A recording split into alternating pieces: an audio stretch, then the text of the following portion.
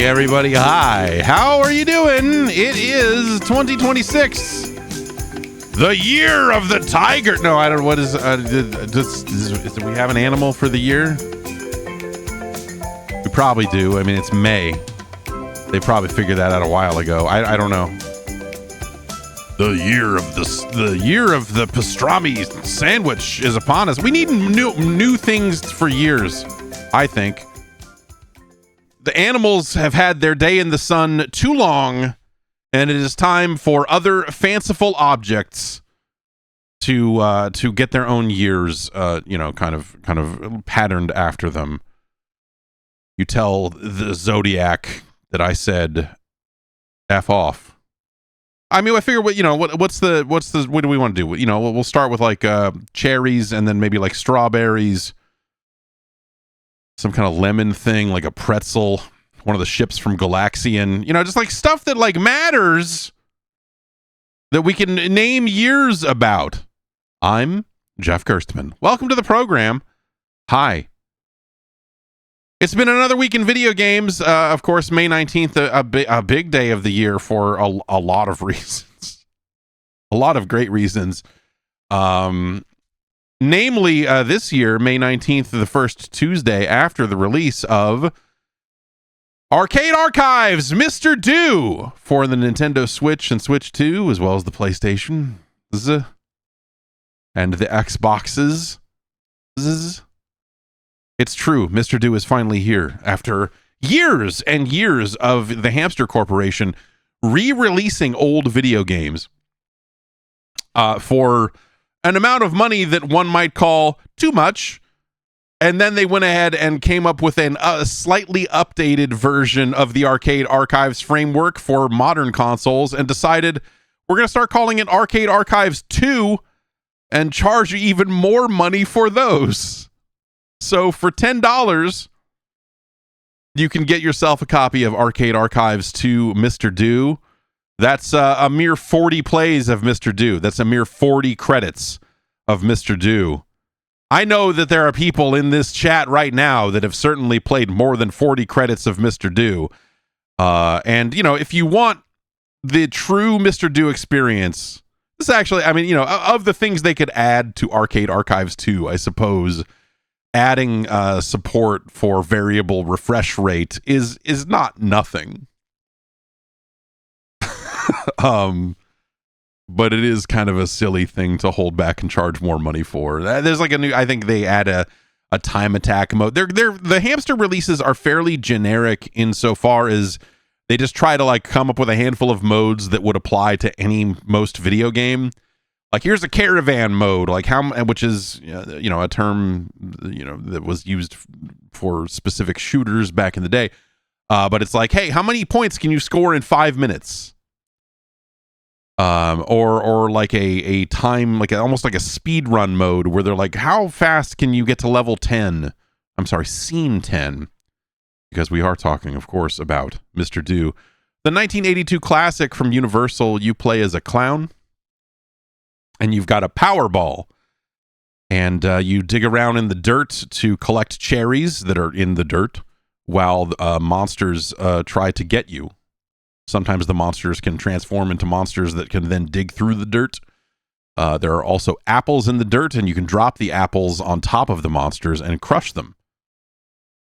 And it's a great game. It's got great music. It's a heck of a video game. I know I've told the story before, but I didn't get to see a lot of Mr. Do as a kid. I suspect it was probably on an episode of Starcade. Which is where I, would see a lot of arcade games before I had maybe seen the machines for myself. But there was a grocery store near my grandmother's place, near my grandparents' place. And she did her shopping there, and if I was there, I would have to go shopping with her. And the Roger Wilco shopping market in Roner Park had a Mr. Do machine.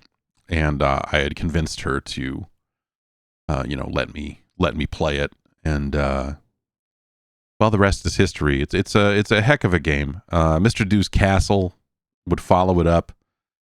The Mr. Do franchise sort of, weird, I don't know, kind of hitting the skids a little bit. I don't, like, there are new games that come out that have the Mr. Do name on them, but they're all like big physical dumb machines about shooting balls and out of cannons and whatever else. And it's sort of like kind of lost its way, which I suppose, most franchises just kind of vanish completely. So maybe there's something kind of interesting about the idea that the Mr. Do name still gets used with some on some occasions, but the Mr. Do character vanished out of those games. It's a really weird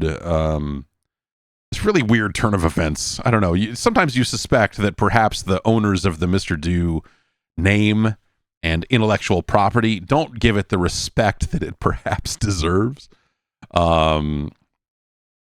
Anyway, they, and now I have all of the PlayStation 5 trophies and Xbox achievements for Mr. Do.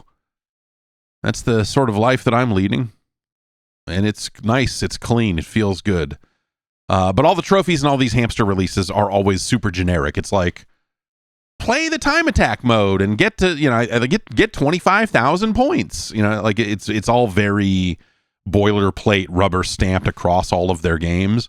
And so it's incredibly easy to get all of the trophies or achievements in just about any of the hamster arcade archives releases. They're still going with that. I mean, there are a lot of arcade games.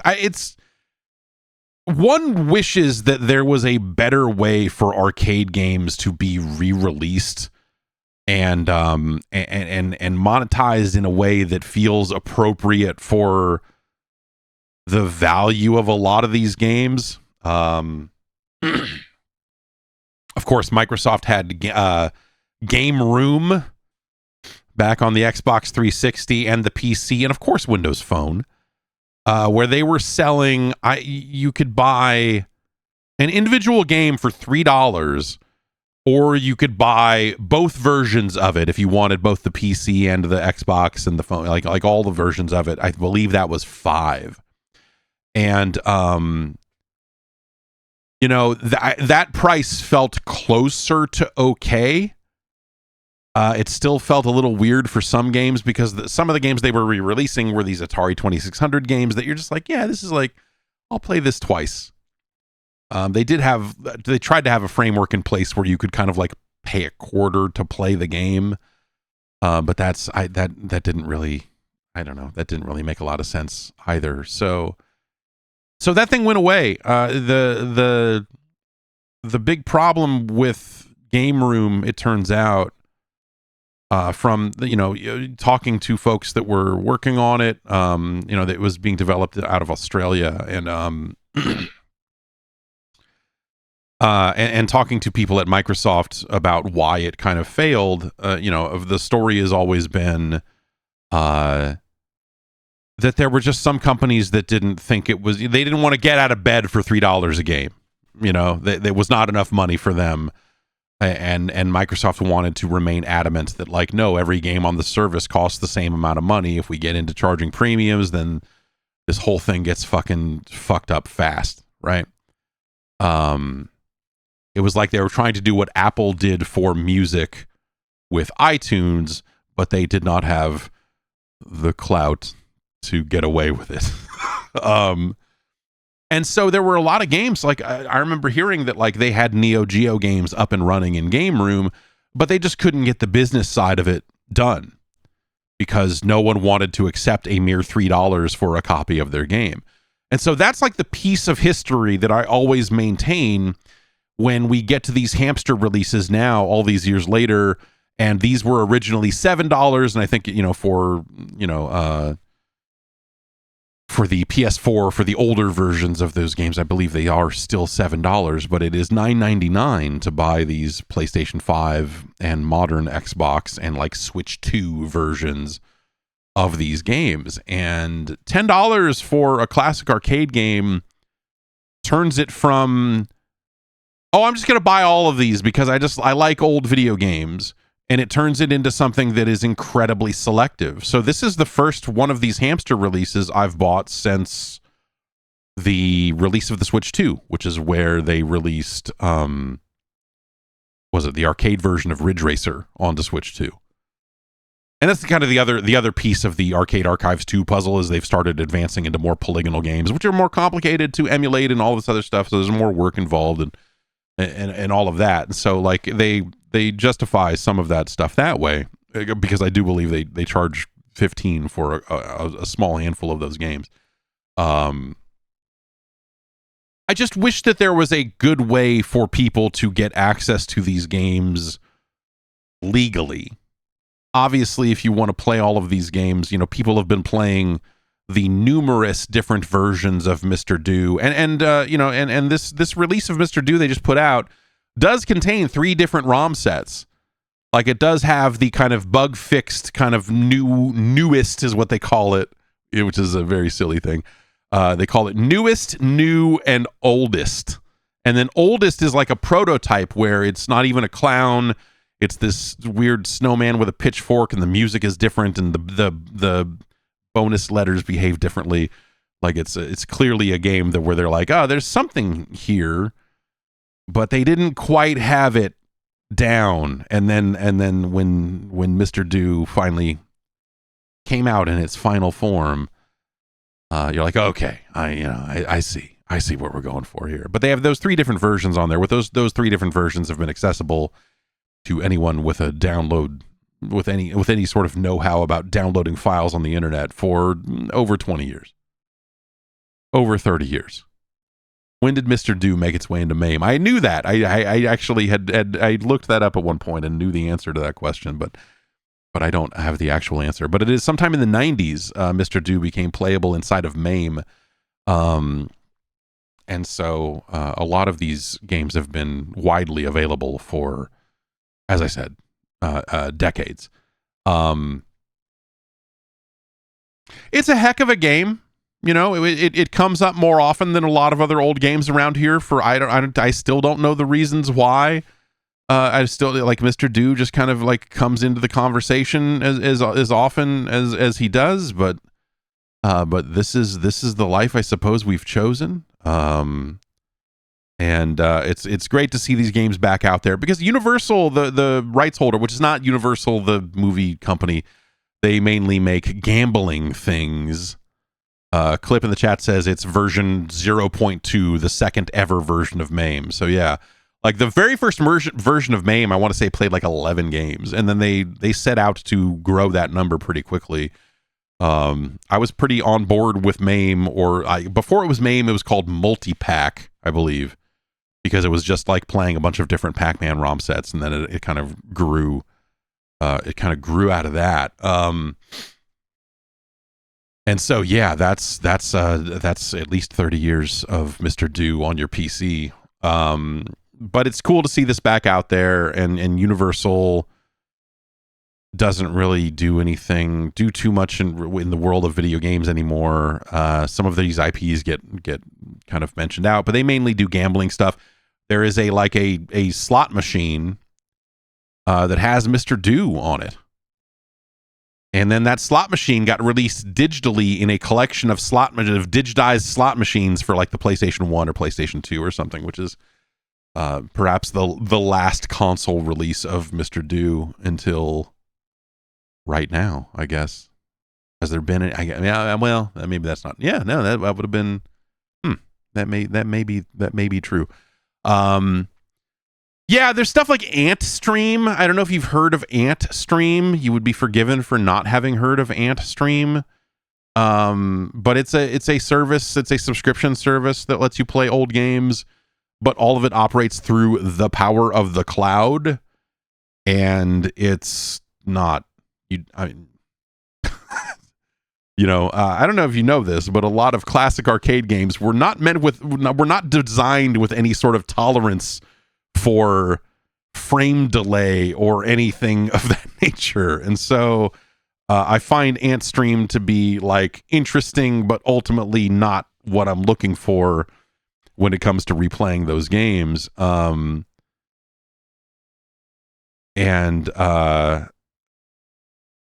it's just a questionable service, because it's just because of the nature of the service, like what they're offering out. They're not trying to hide it, I don't think, but they also, Antstream also powers. There was the Xbox thing that came out, Retro Classics, it's called, and it's just like a free download if you're a Game Pass subscriber. It's on PC, I believe. It's also on Xbox, and it's powered by Antstream.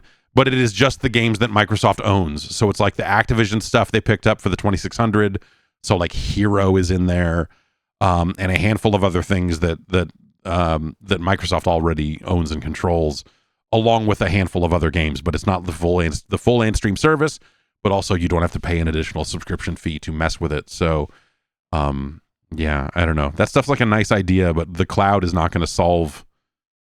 Like, why would you want to play these games with like a ping? Like, these games have been emulated so widely that running them locally is not hard in most cases. Even if you wanted to port this stuff to a modern console, like a lot of that work has already been done. So the idea of like it's just like, I don't know.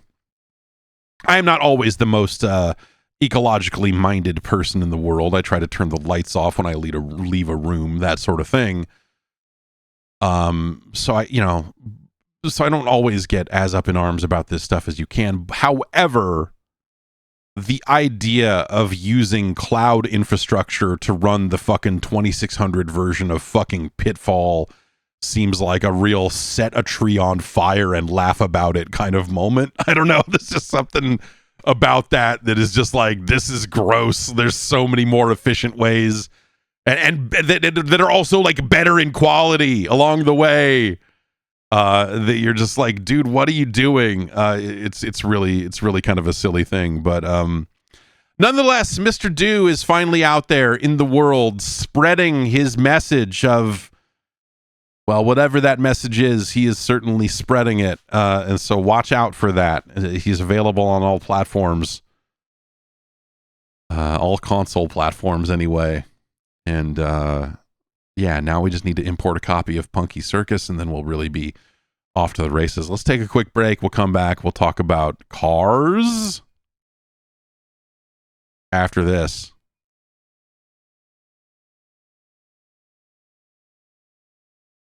Hey, you know how it can go. Sometimes you spend the entire day getting everyone else's stuff taken care of. You know, you get to the end of the day, it's like, okay, let's make sure that all these kids are fed and everything's taken care of on that front, and get everybody off to bed and everything handled, and all the way down the line. And then everything is quiet, and suddenly you're like, man, I'm starving. Also, I'm exhausted. It's real easy to just, kind of pick up some trash, just crack open a bag of chips or something like that. But you don't need to do that. With Factor, you can get a nutritious meal without all the planning or grocery runs or even cooking. Factor has meals built around your goals, whether that's like weight loss or just like overall nutrition. If you're looking to get more protein, or if you're doing like a GLP-1 thing, they can support that as well. They even have a Muscle Pro collection if you're doing workout recovery or something. But hey, sometimes you just need something to eat because you have not eaten. You know what I mean? Factor meals are crafted with functional ingredients, lean proteins, colorful veggies, whole foods, healthy fats, all that stuff. They've banned like 175 ingredients, more than that. So there's no artificial colors or sweeteners, no high fructose corn syrup, no refined seed oils, just nutrient-dense food. And it's fresh. It's not frozen. They have over 100 rotating weekly meals, including globally inspired flavors like Mediterranean and Asian food. So there's just something new to look forward to all the time.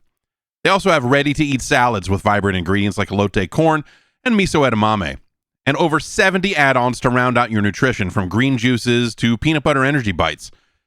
But the core of it, Factor meals, they're ready in 2 minutes.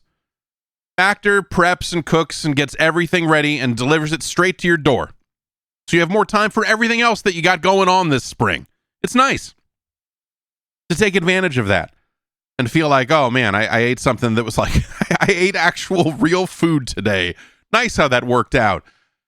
Some days, it's just too crazy. You know what I mean? Get a discount. Head to factormeals.com/JeffG50off and use the code JeffG50off to get 50% off and free daily greens per box with a new subscription only. While supplies last until 9/27/26. See the website for more details.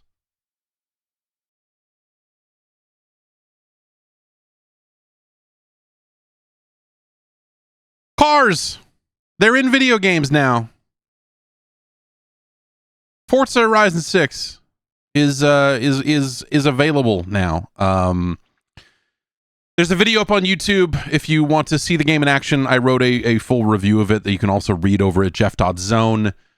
So I probably won't spend a ton of time on it here because if you want more, there's a lot of it out there. They made another Forza Horizon game, which if you're not aware, Forza Horizon is kind of the fun side of the Forza coin. Also the only remaining side of the Forza coin for now, because Forza Motorsport seems to have been eternally backburnered after that last entry. And that was the more serious, kind of more of a... That the game would be more of a competitor with something like a Gran Turismo in some ways. Forza Horizon is an arcade-style racing game that, still drives like a simulator in a lot of ways. It is a very well-made game. This is the 6th one. They have been making them like this for years, and this one is set in Japan. That was met with a lot of excitement because people had been asking, like, oh man, they should do one of these in Japan. It'd be so cool, just to drive around Japan and do all these races, and there can be more drifting, and you could do toge, and you could do this, and you could do that, and they finally did it. They finally brought the franchise to Japan, and I feel like it's a very solid video game. They made another Forza Horizon game. The driving is still good. It looks very nice. The cars look great. The characters look bad. And the characters in some ways I think look worse than they did last time around. In Forza Horizon 5, your character spoke, and in this one they don't. There's just some weird, there's some weird stuff around that, but like ultimately the cars look fantastic. The world looks very nice. But it doesn't really, I feel like the Japan thing is a super missed opportunity. Some of those are inherent to them making a video game, right? I mean, think about it. It's been a problem for decades in driving games, in driving games that are trying to be, whether it's like open world or something that exists outside of a race. This is something that people have said about Grand Theft Auto games in the past. This is people, like any kind of game that involves like a fair amount of driving in a real world environment. There's never enough traffic. They never feel like densely packed cities. And that's because you're trying to have fun in them and drive around and drive at high speeds, Like if you had realistic traffic in most of these games, it would not be fun. But on top of that, you end up in this scenario where like they're not doing a great job of representing Japan. The roads are incredibly wide. There are no pedestrians ever crossing the street. Again, which when you are viewing this through the lens of we're making a video game, of course there are no pedestrians. That's not the game they're trying to make. They're not making Carmageddon over here. But like they have moments where they're trying to do the tourist thing, and they do this very top level, like, here's Shibuya. There's this intersection that we're driving through right now. Thousands of people cross it every day. And you're like, that's interesting, except there are no humans here at all, And if they are, they're like locked behind gates and they're just standing there doing nothing. And it's like you can break down walls and knock down, like Japan has the weakest trees of just about any Forza game. You can crush those fucking things. But these gates that have pedestrians behind them, absolutely not. No, sir. You cannot. Hibbity Bibbard asks, do you race the bullet train? Son, you race the bullet train in the intro of the game. They show it to you for a few seconds and you're driving alongside it and you're like, oh yeah, right. And then it goes away and you do your thing. But like the toge races are just kind of 1v1 races down a mountain. It's cool that that stuff is in there, but like for something that could have been like, it's a game that needs a soul. And and the realization I had playing Forza Horizon 6 is that that's a criticism you could lay at the feet of just about any one of these Horizon games. Because they take them to different locations, but the story and the trapping and the framing is all the same. It is the Forza Horizon Festival comes to your town, fucks it up immensely. Like a bunch of British dudes show up and set up like 7 radio stations, and they're the exact same 7 radio stations, no matter where in the world you are. They're just like, whoa, we need some more drum and bass. And then they turn it on. They turn on the drum and bass station. And then they just kind of like everything is confined within the context of this festival, which is just like this generic kind of like you assume that it's kind of an EDM festival, but you never really see a stage or any performances. It's just like, okay, there's racing and then there's other stuff, and you see in the distance where you can't drive to that there are people going on fairground rides and doing shit, and you're like, oh, I don't know, this seems like it would be fun if you wanted to watch weird car races and also fucking, I don't know, get really high. I don't know what, you know, I don't know. But like it consumes all of the local culture and processes it in some way that spits it out the other end in the most like surface level empty way possible. Last time around they went to Mexico, and I think they did a slightly better job at contextualizing Mexican car culture and just Mexican culture in a certain sense, with these big adventure things you would do, and you drive to these locations and be like, oh, there's a temple here and look at all this stuff, and we're gonna put down the antenna for the drum and bass radio station right here. You literally create new radio stations at some of these things, which is maybe fucked up. But like it had more of a I don't know. It felt like it had slightly more local flavor. Horizon in Japan, they go like, oh, there's a new radio station and it plays Japanese music. But it's like they threw all these genres together in a way that doesn't make sense. The selection is pretty fucking bad. You've got a couple of exceptions where like the rock station has like there's a baby metal song on one of those, or 2 baby metal songs maybe. But they've kind of spread a little bit of Japanese stuff across the other stations. But like the Gotcha City Radio is just like, plop, here's a bunch of Japanese music, and it's not even like good or popular or modern. In some cases it's like there's some classics, but not even the classics you would want. Like it's that feeling of like, man, there's so much more you could do. There's so much more you could do. You could have put a Eurobeat station in there to kind of capitalize on, you know, Initial D or some of the like there's like referential stuff you could do across that game.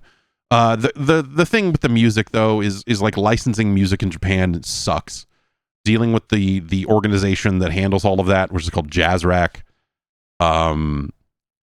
You know, like game developers have tried to do better Japanese music in their games for years and years and years, and you know, it's something that is always met with like completely unreasonable, like, oh, are you gonna go, you know, yeah, getting all the good Eurobeat, yeah, are you gonna go to Avex Tracks and get what they want, or are they gonna be terrible about it and charge you too much money? And like there's a lot of unreasonable stuff around music licensing for Japanese artists, and so like there's I assume, I can only assume that is part of why, though probably not the only reason, that the Japanese music in that game is awful, or the selection is bad, and there's just not enough of it. But I don't know, like culturally the game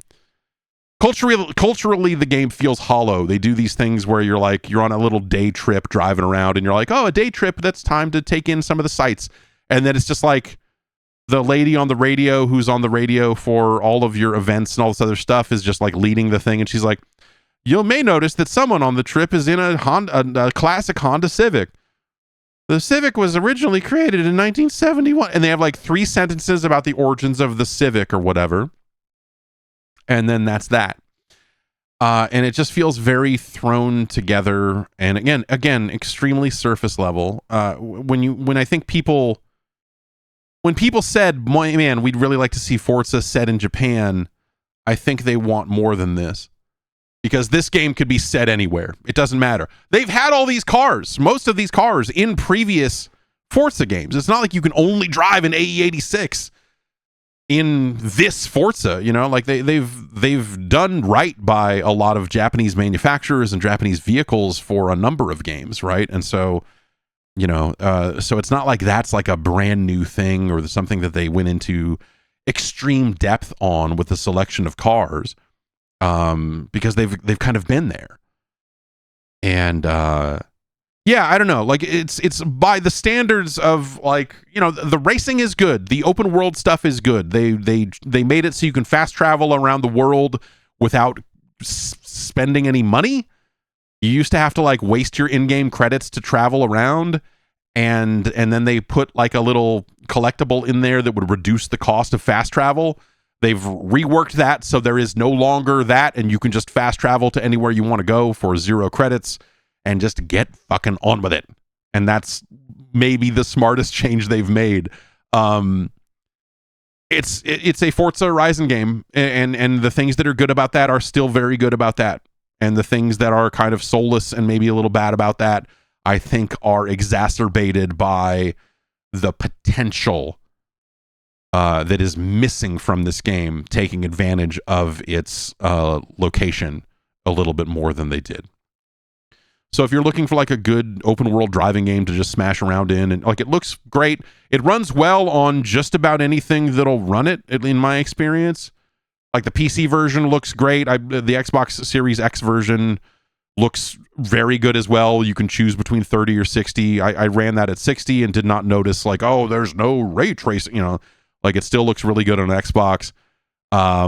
It ran pretty well on a Steam Deck, though there you're getting like, I think you're getting 30 frames a second. And on a ROG Xbox Ally X, it'll run at 60 on medium settings. I believe that's what the defaults are. You can still mess with it if you want. And it runs quite well there. The only experience I had, the only bad experience I had with running that game is trying to run it on my Bazite machine, where it just locks up. And it even though it runs on the Steam Deck, you throw it onto this fucking makeshift nightmare factory, and you feed it in an NVIDIA graphics card, and it still has, you know, something that it thinks is SteamOS and all of that, and it simply does not run there at all right now. With at launch, it would run for like 20 seconds and then lock up in game. And now when I launch it, they put out a patch on the Steam version, and last time I launched it, it didn't even get in game. Some people have found, you know, like, some people have had some success running it. It seems like it depends on your setup. I don't know. Like, it's obviously like not an officially supported scenario to begin with, so I'm not surprised that something is funky. But I bet if you had an AMD card, you would probably have a better experience with running that version of the game in some of those weird scenarios. I was looking at the Proton DB. You can go find people's reports about trying to run the game on various devices like that, and there are people like running like CachyOS and stuff with AMD cards that are getting in game weird frame times, a little bit of stutter, some stuff like that, but they're at least like getting in game stably, and I am not even doing that there, but that's fine. I feel like that's going to change someday, like the expectations for like these games need to run on these Linux machines. Like, I feel like that's we will eventually get to that point, but we're just not there yet. As a people, I don't think it's fair to hold that against a video game per se. Like the Steam Deck stuff, if it's Steam Deck verified and then it doesn't run on a Steam Deck, then that's a problem, right? But like these insane scenarios are still insane, and I'm going to give it another 48 hours and it'll probably just start working magically. Who knows? I rebased to the stable instead of the nightly because the nightly had fallen way behind stable, which I hate it when people do that. Just keep your nightly up to date. Anyway. Forza Horizon 6 is a really solid open world driving game in a world that doesn't get nearly enough of those. However, it feels like an incredibly missed opportunity. Like this game could have been so much more. And it makes me think that like that is what they need to do with Horizon. I think that stuff matters. And I think that they should probably figure out a way to change up the overall presentation of the Horizon Festival. Like the in-world stuff is completely played out. And they are losing all of the local feel, all of the potential local flavor just gets siphoned out of it at the expense of, you know, the same 7 radio stations and the same DJs, and just like you're going to Japan and listening to all these British dudes talk on the radio, and you're just like, I don't know. This just kind of sucks. Or you're going to Mexico and listening to all these British dudes on the radio and all of that. So yeah, I think that's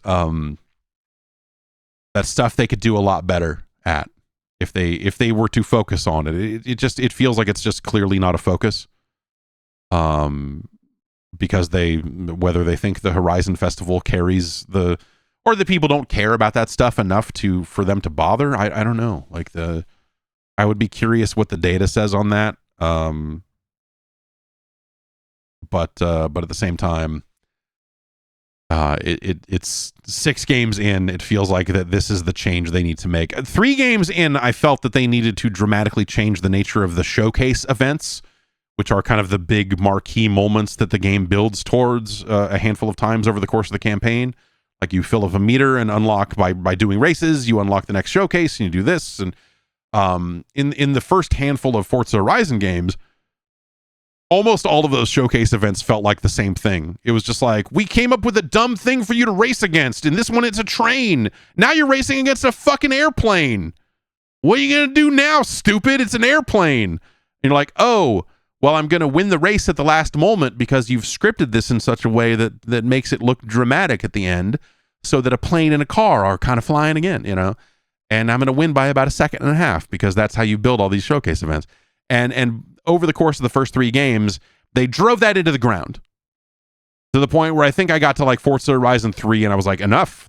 I'm done with this franchise. You have fucking driven the unique stuff about this into the ground. And so when you get to Forza Horizon 4, they start to change it up, and the showcase events became there's a larger amount of variety there. And they've maintained that. There is still the element of and this game literally has, they frame it as you are racing against a plane, but like the planes are just circling overhead and shooting fireworks. So it's like, it's not even, it doesn't even really feel like you're racing against planes in this one. But they do some fun stuff, and they change it up a little bit with these, what they call Horizon Rush events.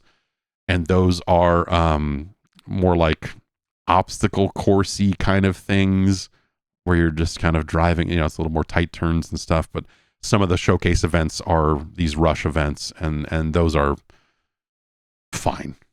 So that's out. I believe that's out widely now. The expensive version of the game was available to everyone who partook in the expensive version of the game last week. But I want to say today is the day for. Today is the day for people on Game Pass and some of the other, if you want to play the game and not spend $1 zillion on it, you can do so. One more note here on that, just in case you're curious. The Steam version of the game will pull in your whole save. If you were like, let's say for example, you were playing it on an Xbox with Game Pass, and you're like, I want to play this on PC. The previous games, Forza Horizon 5, would not pull your save in across storefronts. This one does, so you can maintain your progress across console and Steam if you so desire. Presumably, that will also be the case when the game comes to PlayStation 5. If they're doing this on PC, I assume that will be the case, but that remains to be seen. Anyway, I also played a couple of porno video games for the Nintendo. In the ongoing quest to rank every 8-bit Nintendo game released in North America, which happens here every Friday. We're down to, I believe, 16 games left to rank before that is finished. And over the weekend, I got the 2 adult games, I suppose, out of the way. This is Hot Slots and Peekaboo Poker. And that video, there is a censored version of that video up on YouTube. And if you want to see the whole thing, you can find there's a link to the uncensored version of the video in the YouTube video description. These are the 2 games that were only released here in adult form. There was a third, there was also Bubble Bath Babes, but that game was released in a kind of cut form here as well. So we ranked that one a while ago. The history of adult video games, I think, is really interesting, because it's like, especially when we go back, I mean, these games came out in the early 90s, and they kind of come out of Hong Kong. And there's a lot of, there's a lot of adult games that kind of come out of this particular group. Like, they would go on to make some games for the PC Engine, and some other platforms as well. But when we get back into, I think, prior to the 90s even, and think about the existence of adult video games, you get into some really interesting territory, because video games themselves were not always seen as the, like a great, like, moral, like, vice or something. There was a time there when video games were thought of as like, like pinball machines, like, oh, this is kind of downwind of that. And people thought of pinball machines as being gambling adjacent. And so people would get this kind of idea of arcades as being these very seedy places and whatever. And so, video games weren't always the most mainstream thing. Even when the Atari 2600 was at its peak, and we started getting more and more of the kind of video game culture going mainstream, Pac-Man fever and such, like, there was still this wider element of just like, this whole thing just is just kind of funky. And I don't know, this whole thing seems like anyone's just making anything. And so you go back to the 2600, and you go back to, the early days of like text adventures, like adult themed text adventures. It's fun to see the ads of this stuff. The ads that would run in tiny print in the back of a magazine, or, like when you go and find like Beat 'em and Eat 'em, and you see them being advertised, or like a Custer's Revenge for the Atari 2600. You when you see this stuff, and you see some of these games being kind of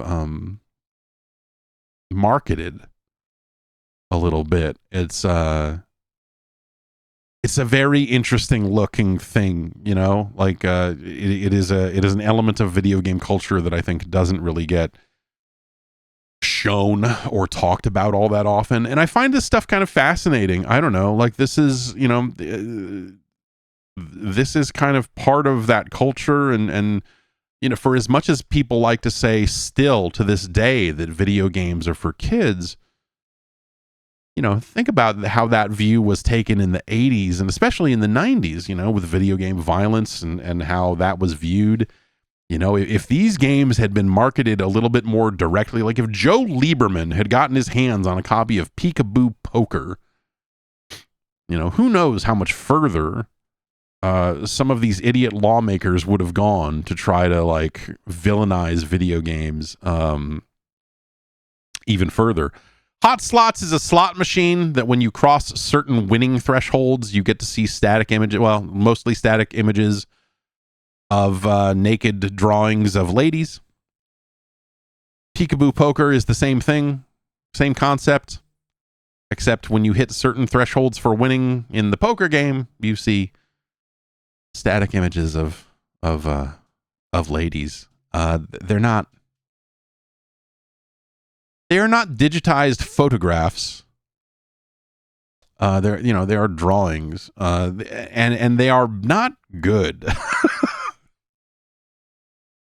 That video's on YouTube if you want to catch that, and if you want to catch the uncensored version, it's on archive.org. There's a link to it. There's a link to it and on both on the Patreon and on the video description on YouTube if you want to download the mezzanine file. If you want to download a 9 gig video file of me playing porno NES games for 2 hours, you're in luck. This is your week. But we're very close to being done with the NES, the NES library. There are 16 games remaining, and so that's been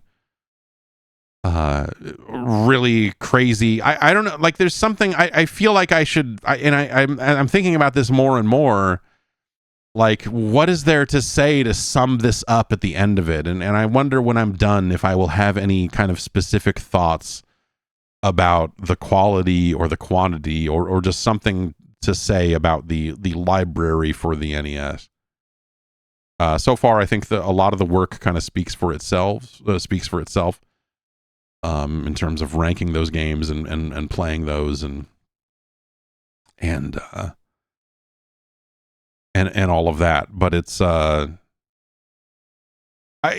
felt like a very worthwhile endeavor, and I'm glad that people have kind of come along on the ride for me on this, because that was sort of my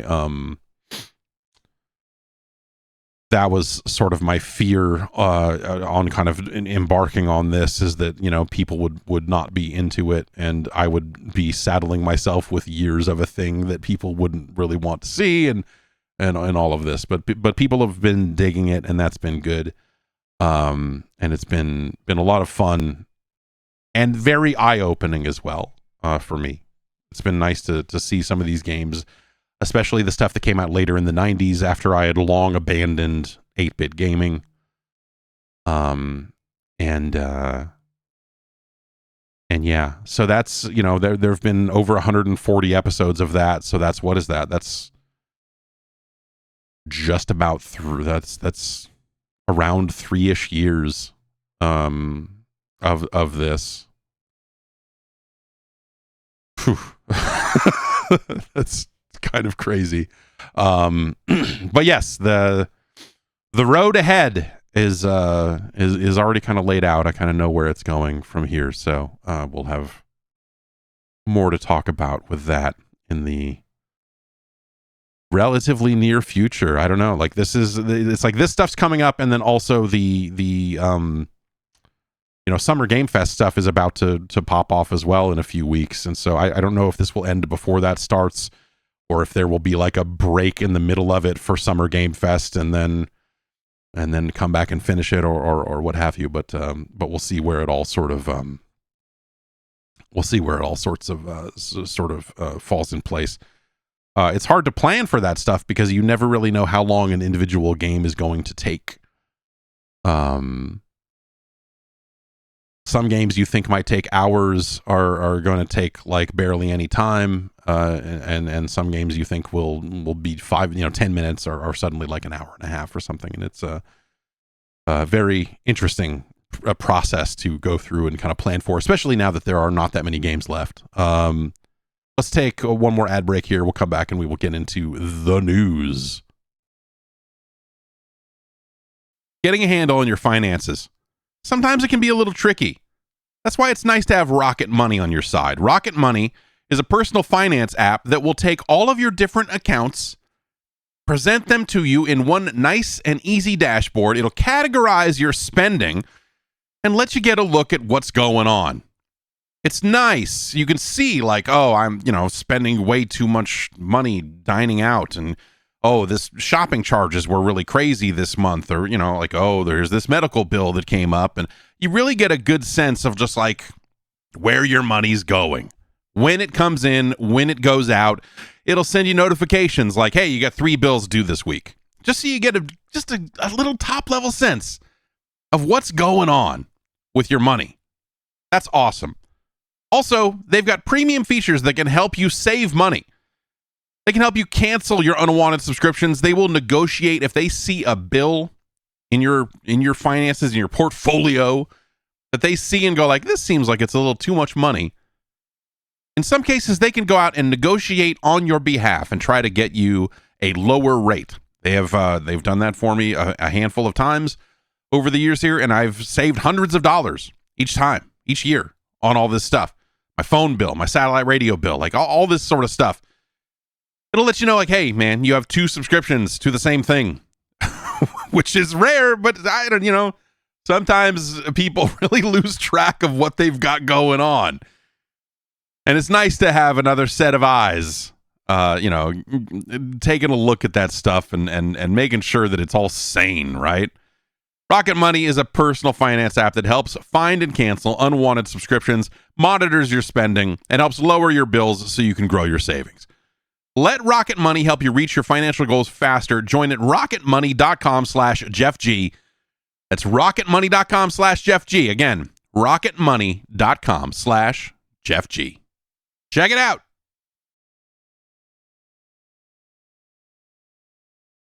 Bloomberg has confirmed earlier reporting stating that Herman Hulst, the head of PlayStation Studios, gave a town hall and let everyone at the company know that their single-player games would no longer be coming to PC. This comes from Jason Schreier of Bloomberg. And this stuff got reported, back in March, I want to say, is when the word kind of got out that this was the direction they were going in. I had heard from a couple of different people inside the company saying, like, yeah, this seems to be the case, and there's something weird about it. And like there's some, yeah, but yes, this is now the law of the land.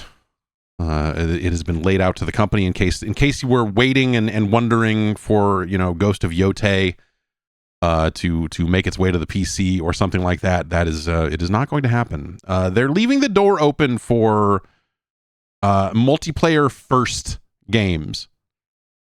Something like a Marathon, for example, because multiplayer games obviously feed off of the largest possible fan base, the largest possible addressable audience imaginable. And so it makes sense that those games would continue to come to multiple platforms. I wonder if somewhere down the line, though, what that does to how those games are perceived internally by Sony, if they become like second-class citizens, or like, oh, well, that's coming to, PC or whatever. But there'll be some games that they publish, that Sony publishes, that they don't necessarily control the full rights to, or something like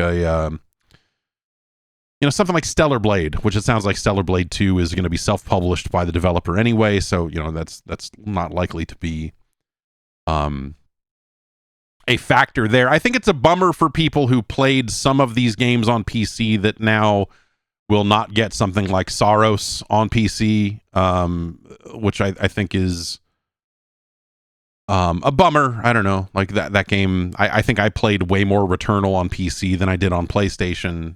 That's where I really connected with the game for whatever reason.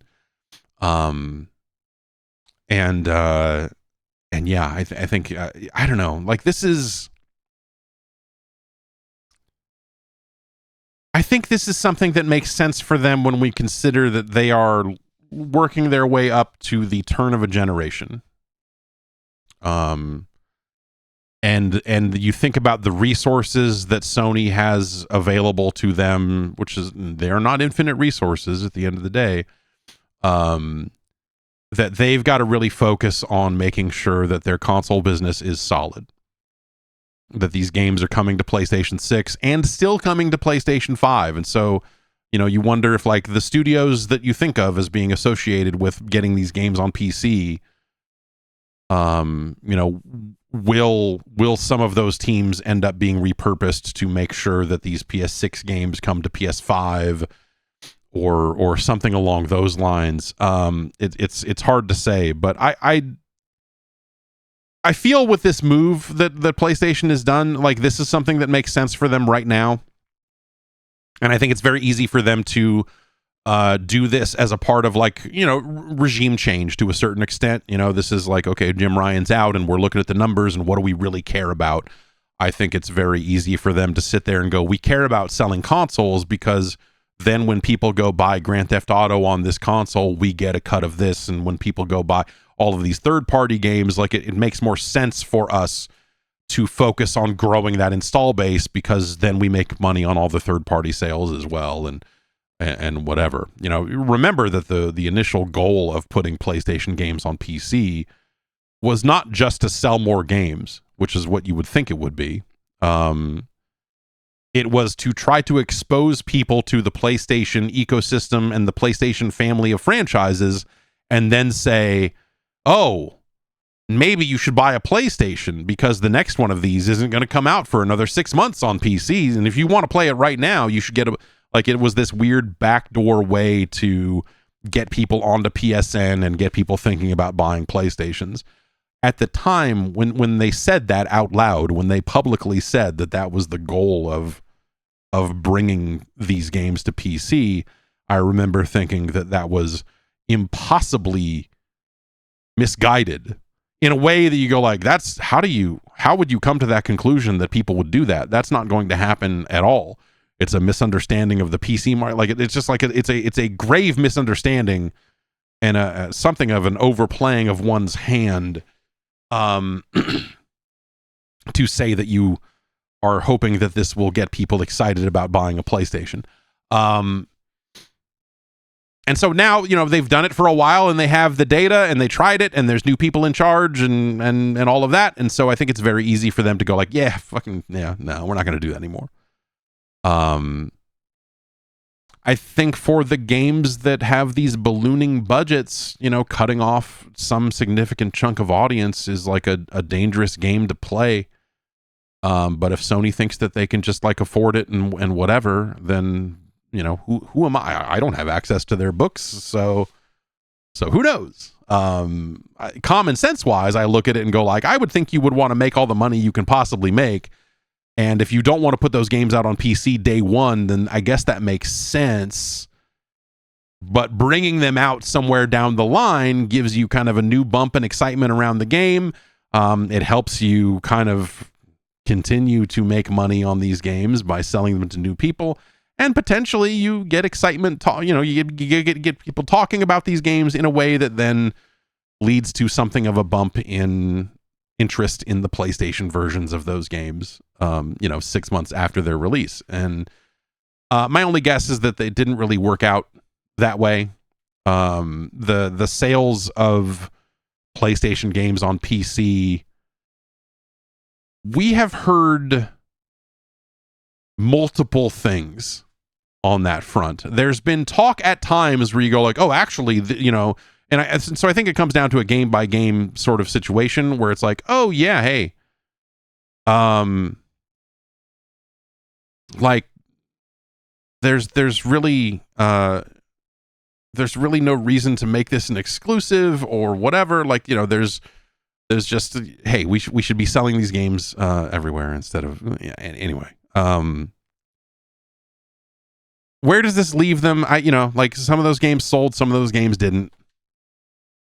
And so they're not missing that much. Like the some of the reporting around the way some of those PlayStation games sold on PC was like, yeah, maybe this was, I'm sure they made some money on it, but it was not some dramatic shift in like, oh man, that we really need to, consider the PC to do this because it's bringing in so much money and whatever.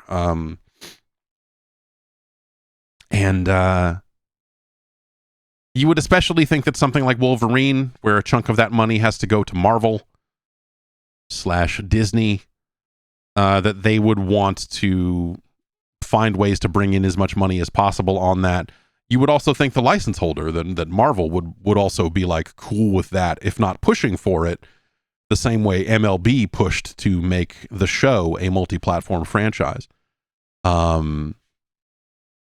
But yeah, ultimately, like, these games did not move a huge number of units, seemingly. Yeah, it's a shame. It was neat. it was convenient. It was a nice place to play those games. And it was always nice to have more games that supported the DualSense haptic feedback stuff on PC.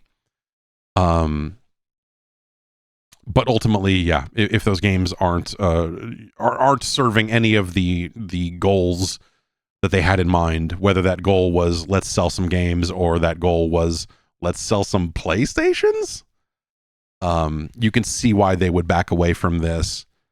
But I guess I wouldn't be shocked if, like, you know, let's say a handful of years down the line here, we get back to a point where, like, hey, they're good at making PlayStation 6 games. The tools are in place. They know what they're doing. Like, the machine is rolling along. It wouldn't be shocking to see them go, like, actually, maybe we are going to put some of these out on PC again.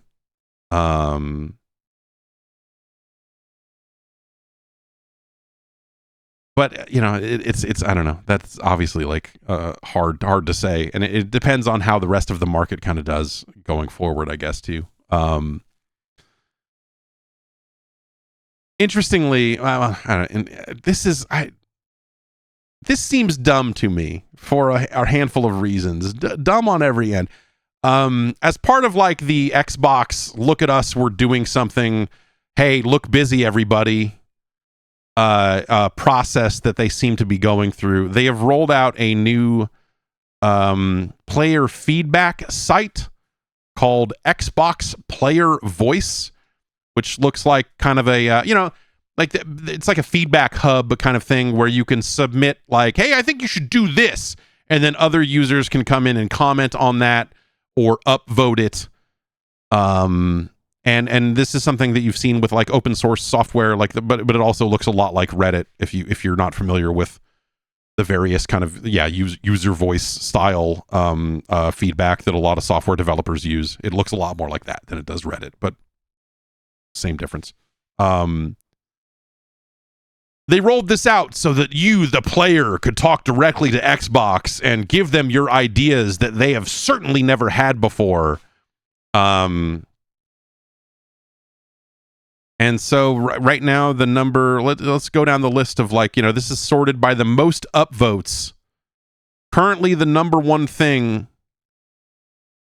it just says exclusives. Carlos Hernandez wrote, Xbox was built off of great game exclusives. You cannot sell any consoles without a reason to buy the console compared to your competition, or even sending your tentpole games over to your competitor. Bring them back, please. And that somehow has nearly 9,000 upvotes. This is really dumb for a lot of reasons. Because none of the people upvoting this, except for the employees that are in here doing this, know anything about the fucking finances of any of this. And so it's someone coming in here and basically typing in, like, you should do this business thing that affects me absolutely zero. Like, if these games are sold here or not sold here, it impacts me, Carlos Hernandez, none. But bring them back, please. It's just fucking bonkers. And so, like, on some level, it's probably smart of Microsoft to create this off to the side so that these people can scream into this void that Microsoft can look at every so often and go, like, yeah, real actionable stuff, guys. Nice. And move forward. And so it is insanely dumb that this whole thing exists to begin with, and also the top suggestions are also fucking okay. It's stuff that's, like, obvious, like it's like, hey, you should do more of this, and it's like eventually you just get feedback that says you should do more of everything. The number 2 thing, backwards compatible. Would really love for Xbox to start focusing on backwards compatible games again. Sure, not the worst idea in the world, except that they've done it for the previous generation of consoles. Like the Xbox One is backwards compatible. Presumably, when we get to another Xbox, it will continue to be backwards compatible. And so what you're really asking for, I suppose, is more original Xbox and Xbox 360 games, which you've kind of hit the limit again on games. Like they've said this numerous times, that when it comes to backwards compatibility, like there's not that many more games that they could feasibly do without doing a bunch of weird business arrangements and stuff that like can't happen because of music licensing or can't happen because, you know, for a variety of reasons. And so the potential to expand that list is actually like really small. And yet it is the number 2 most upvoted thing here from people who like, it's like there's, okay, I finally found, okay, like four posts of feedback in, there's a list of, someone finally posted a list of games. And some of these, like, this would be viable. Like, you know, yeah, it'd be nice, hey, it would be great if every single game was backwards compatible, right? I mean, that's the standard. That should be the standard that they're going for. And then you chip away at that with reality. Like, reality fucks all that up, right? So D has posted a list here. Saboteur. That'd be cool. That developer doesn't exist anymore. You're asking EA to drag that out and do it. I don't know. Wet. Wet has licensed music in some cases and also is not a good game. Though, you know, quality should not be the standard. Like, bad games should be backwards compatible too.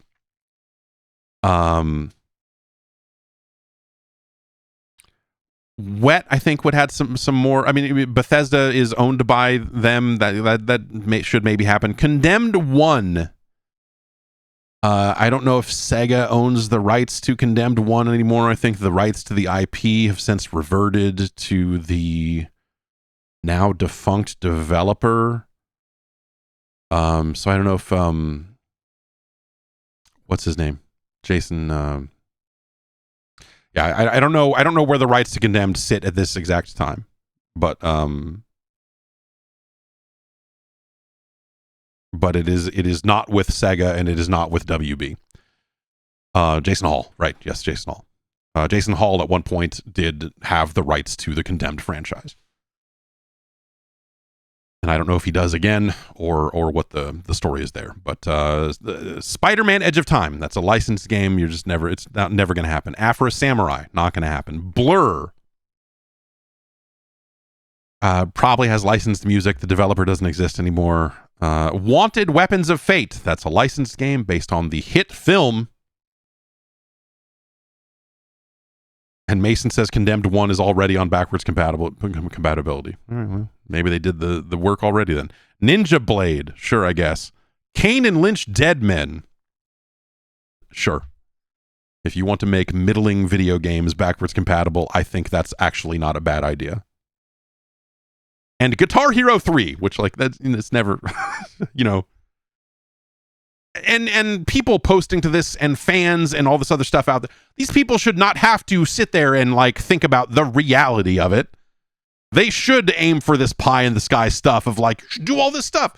But I think the end result is just like nothing, very little about this feedback hub seems like it will ever be actionable. It's just something you can look at and go, what do the fans have to say? And it's like the same shit they always say. Like, we didn't need to create a site to know this. You realize that, right? Like, yeah, but it looks like we're listening. And that is my problem with Microsoft over the last month or so, is that it feels like a lot of like shuffling paper and look at us, we're listening, and look, we're doing things are happening over here.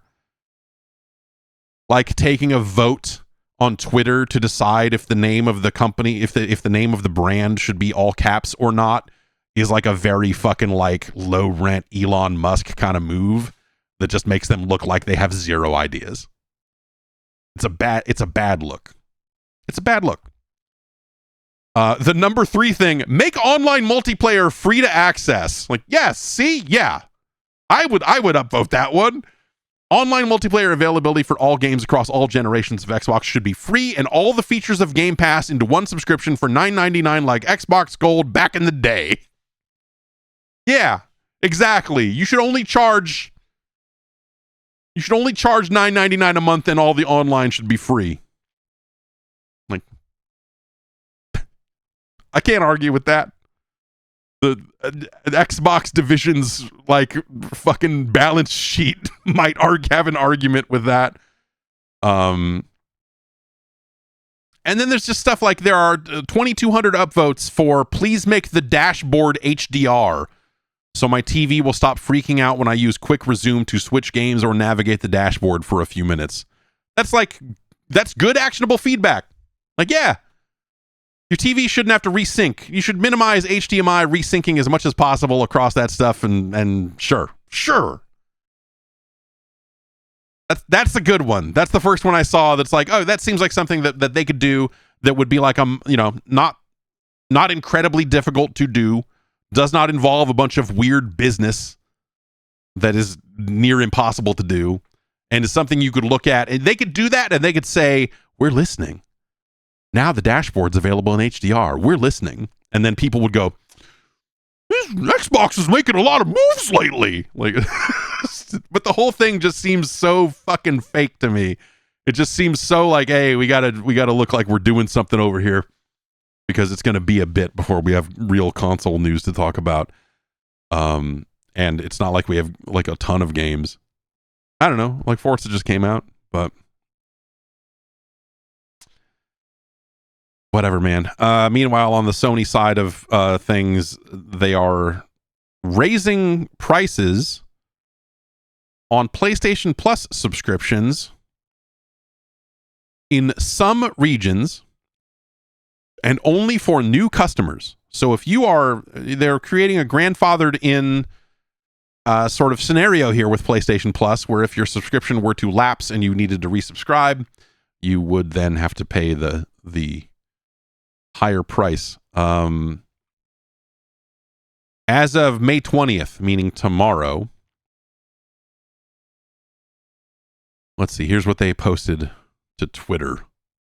Starting May 20th, PlayStation Plus prices for new customers will increase in select regions due to ongoing market conditions. Prices will start at $10.99 US, €9.99 euros, and $7.99 in British pound monies for 1 month subscriptions. 3 month subscriptions will be $27.99 in USDs and euros and $21.99 in British pounds. The price change does not apply to current subscribers except in Turkey and India unless the existing subscription changes or lapses. So changes means if you go and change the tier that you're at. So if you were, like me, on the highest tier of PlayStation Plus and woke up one morning and said, what the fuck am I doing? And wanted to go down to a lower tier, you would still pay the higher price. And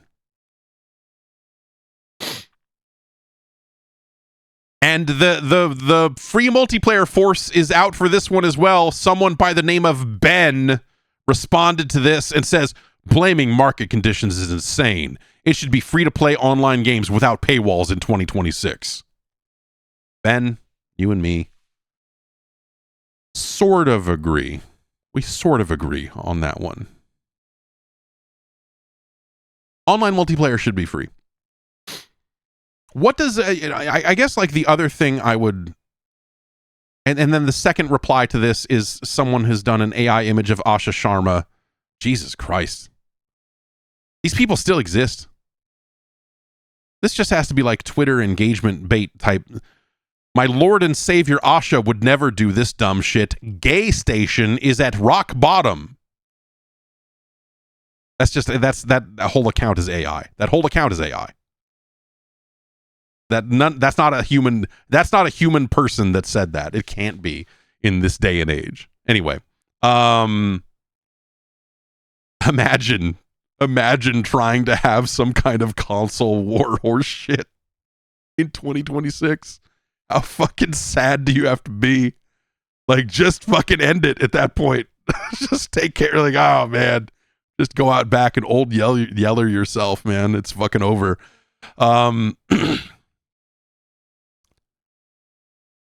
So this is they've only posted, this is the only post they've made about this, and it doesn't necessarily get into the higher tiers, and it doesn't really say if the higher tiers are going to get more expensive. It's really just the kind of essential tier, but they say prices will start at, which makes you wonder if they are going to raise them across the board. I'm going to check the PlayStation blog to see if they've expanded on this concept at all, but it doesn't look like they have.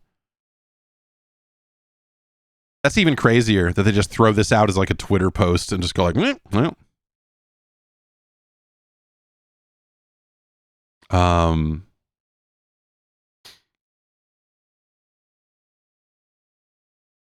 That is the thing, you know, like that is the thing I am waiting and watching for. When Microsoft stops fucking around with all this like meaningless stuff and starts like actually making real news about the things that they intend to do. That is the biggest thing I'm curious about. I've said it before, but it is what they will do around their subscription stuff and online video games. You know, because if they are going to sell a thing that's a PC, and they're going to say, if you want to play on Xbox Live, you need to pay us this amount of money to play online. Also, our device boots Steam, so maybe just do that instead. It's creating a strange scenario,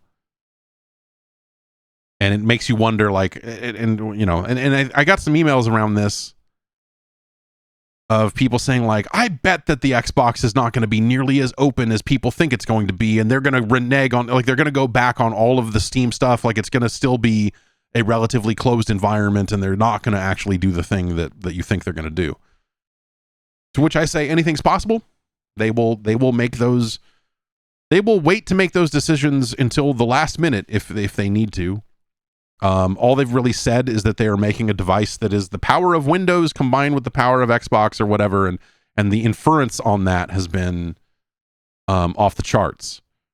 Of course, to the point where you say, like, where Epic says, "Oh yeah, we're going to be on the Xbox, of course," in a way that makes it seem like they have had conversations with Microsoft around this stuff, and they're not just like pulling from the public information and saying like, "Oh yeah, we're going to be on Xbox," like, but.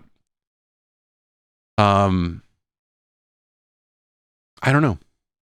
I don't know what to make of all of that. I think it's a very interesting, like that to me, like the hows and whys about what the Xbox will do. I think is kind of one of the most interesting things going right now in terms of like information that we don't have yet, because I think that's the sort of thing that is a tipping point that then you start to look at PlayStation and go, well, now what are you guys going to do? Now that they've made this change, are you going to stay the course on charging the way you charge? Or, you know, because like this sort of stuff changed around Fortnite and free-to-play games. And initially wasn't that way. Like those games were originally kind of behind the same paywall, and then eventually, I don't know if Epic lobbied them for it or whatever the story was there, but eventually kind of they said like, oh, free-to-play games you should be able to play those games for free anyway. Without having to pay for Xbox Live Gold. And so free-to-play games suddenly started existing outside of that framework. I would think it would just, you know, like at some point it comes down to, are you using PlayStation's network services for anything meaningful or expensive? Or are you using Xbox network, you know, like are you using those services in a meaningful way? And I no longer consider pure like matchmaking and social features to qualify as like a meaningful use, right? Are your servers being hosted on PlayStation's infrastructure and spinning up and spinning down as a result of people matchmaking or whatever? Or are you running your own servers? Because I feel like most companies run their own servers. That was always the thing that, you know, when the 360 was getting out there and Xbox Live was so deeply integrated into the system and all of that, like a big part of the pitch of why you would pay for Xbox Live Gold was, well, we're running all these servers. We're doing all this stuff. Like, developers don't need to do this because we do it. And at the time, EA was like, actually, we're going to run our own because we want to be able to shut them off so that you have to buy the new Madden. We don't want to have these games able to work infinitely. Because that was the idea, right? Is that they would be able to spin these servers up as you were matchmaking or whatever. The reality is not quite that seamless, obviously, but the idea was that, you know, Microsoft would be hosting all of that stuff, and so, you know, you would be paying for Xbox Live Gold to work with that. And yes, and then in the end, many of those games were peer-to-peer hosted anyway, and so you were really just using Xbox Live as a fancy, expensive matchmaking service. You were paying them for the white paper they wrote about Optimatch or whatever. And I don't know. I feel like even as ingrained as that has become in modern console gaming, I think it's, as these platforms continue to converge and as these consoles just look more and more like walled garden PCs, I think that charging for online multiplayer just looks worse and worse as time goes on. And maybe it's something that people just don't really think about, and they go, well, that's the cost of me owning a PlayStation, and maybe a lot of people that are out there in these ecosystems just never really think about it. But like, I think it's really crazy. I think it's a really, it's a real kind of like, as time has gone on, it's become like this really feels like it's lost its way. This really feels like something that is like, now at least they could pitch it in a way that made it sound like it was good for the consumer. And they had a really good case there early on, because when the Xbox 360 network services and all of the stuff that they had done, when you compared that to the early days of PSN on the PS3 and what online gaming looked like on the PlayStation 3 and how much of a fucking shit show it was, and you're like, well, I need to create an account for this, and you know, especially kind of late PS2, and or like I'm making my own email and login for individual games. Like, PSN was fucking terrible. The performance at times seemed worse, and it was not a great competitor to the early days of Xbox Live on 360. And so that, in a lot of ways, was a great advertisement for Xbox Live Gold, because you could point at PS3's network services layer and go like, look at that shit. Do you want that, or do you want a premium experience for your premium? You know, it was a much easier sell.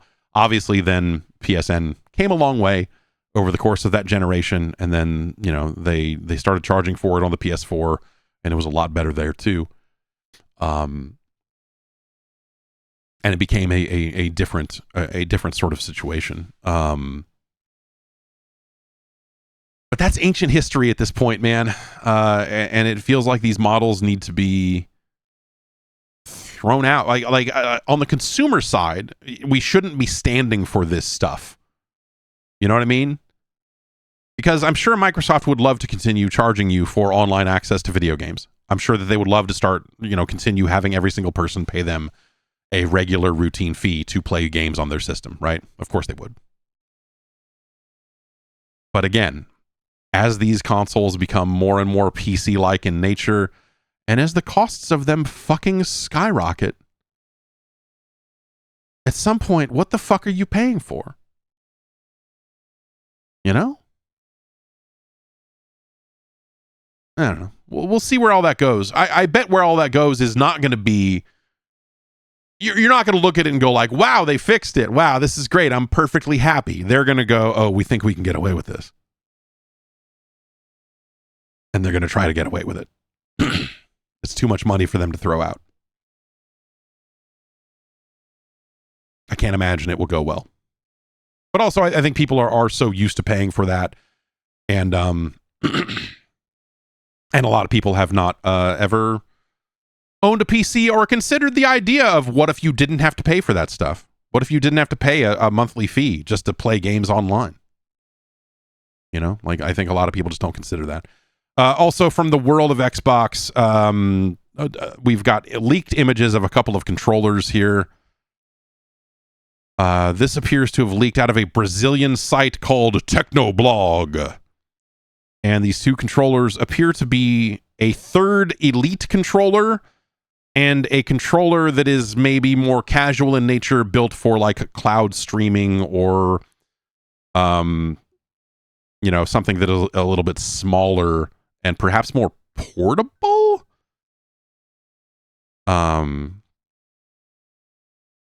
The streaming controller, as I think everyone seems to be calling it, is more kind of rectangular, like some smaller kind of nubs on it off the bottom, but it seems like closer to a rectangle. 8BitDo makes a controller that is a rectangular Xbox controller.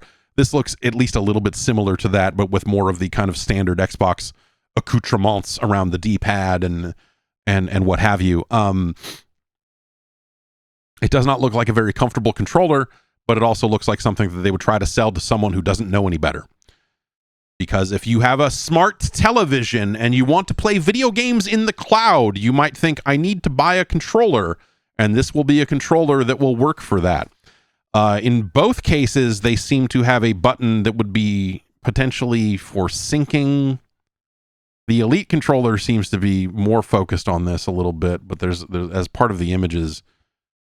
And some of this stuff is supported by a leaked deck out of Microsoft from months and months and months ago that, if you may remember, it was talking about updated controllers. It was also talking about like updated Xbox hardware, like, hey, here's an Xbox Series X with no disk drive, which they eventually, and some of that other stuff. But the idea is something that they did with the Stadia controllers.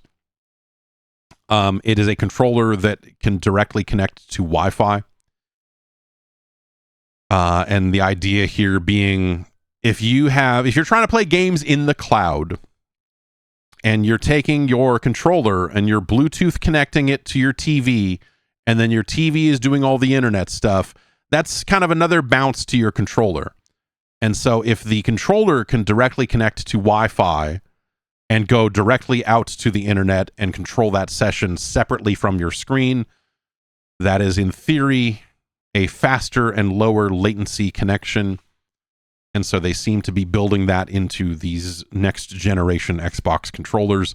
There's also two little rotary dials at the bottom of the Xbox controller that are put in a place where it doesn't necessarily seem like they would be inputs for video games. It seems more like, is this going to be like a, audio? Is it a volume control for if I have headphones plugged into this thing, or some kind of, controller thing like that? The rest of the Elite controller looks,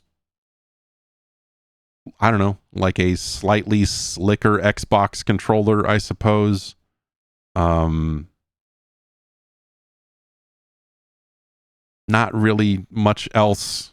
Not really much else other than, hey, they're the controller. So these are controllers that I guess went in for some kind of certification, and that seems to be where the leak came out of. The implication here via Technoblog is that the controller will come with a rechargeable battery in it. Same as the play and charge kit they sell right now. You can just throw that in the back of any Xbox controller. It works great. As well as trigger stops, switches on the back to, kind of turn the analog triggers into more kind of normal seeming buttons. Of course, the previous Elite controllers have had that as well. Buttons on the back, paddles, that sort of stuff. The things you would expect an Elite style controller to have.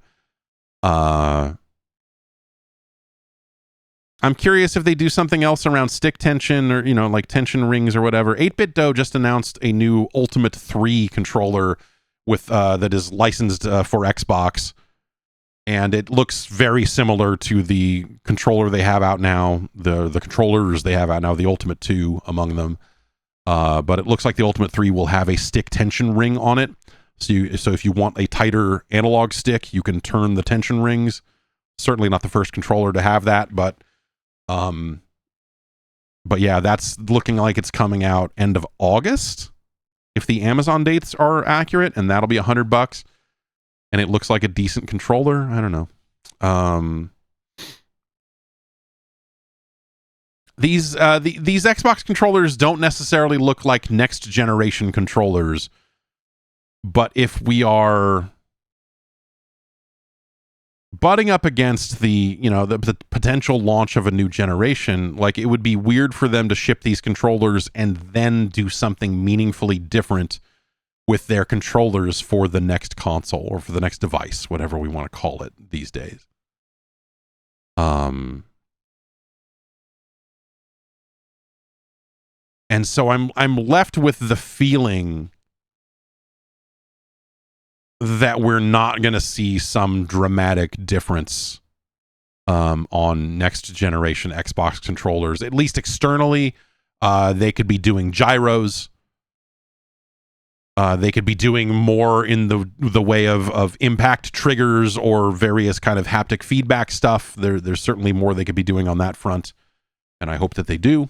And yeah, I would be curious to see. But it's hard to envision a scenario where they are that these controllers are leaking, but then these aren't the controllers that are going to ship alongside the next console or whatever. I don't know.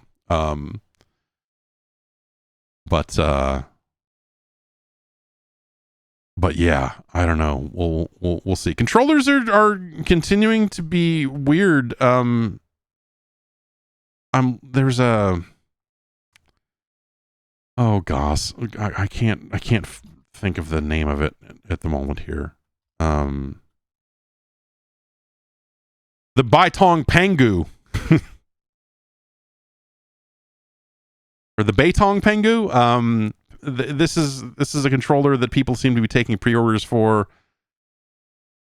relatively near-term future. This is, there's a ton of insane controller brands out of China, and a lot of these brands have gotten a lot better over time.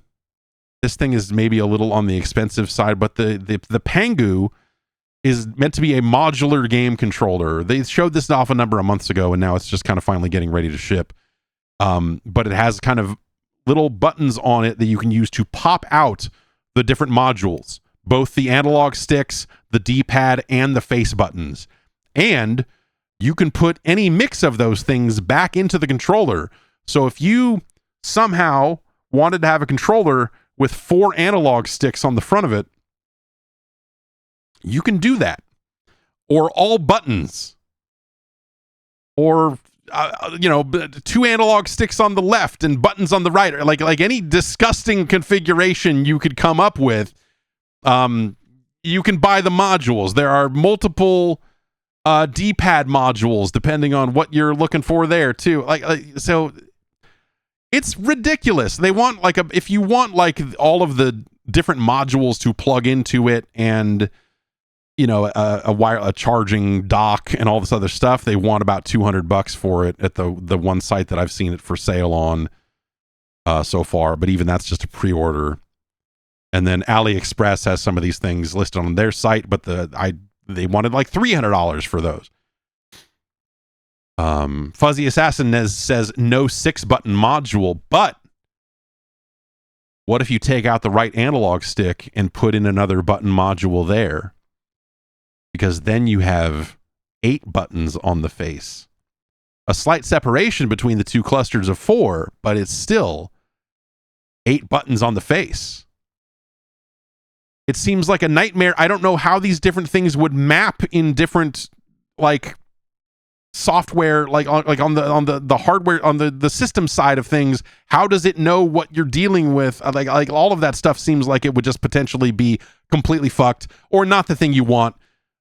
Because it would just duplicate inputs across whatever it ends up doing. I don't know, but there's something potentially very interesting about this hellish controller. It's the Baitong, Beitong Pangu, Pangu.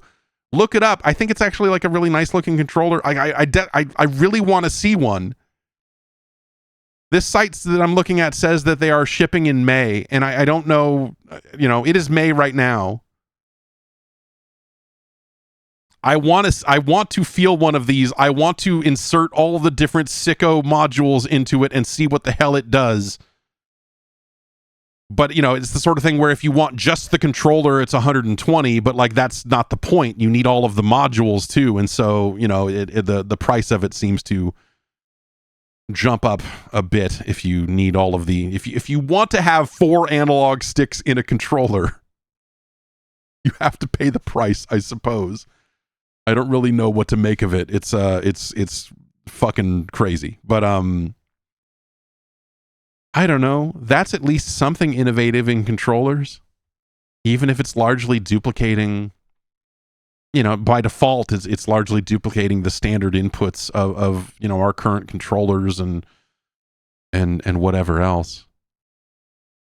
I don't know, I don't expect this generation to be one of like interesting innovation on the controller front, at least not in terms of just the types of inputs. Again, maybe it's more rumble and whatever else, but like I don't really see anyone doing anything too crazy with it this time around. And if it doesn't happen at the first party level, like all these third party controllers are all just going to kind of be like, well, we still have to kind of duplicate the inputs of the official thing, and it doesn't matter what else we do because games are just going to be looking for those sorts of inputs anyway.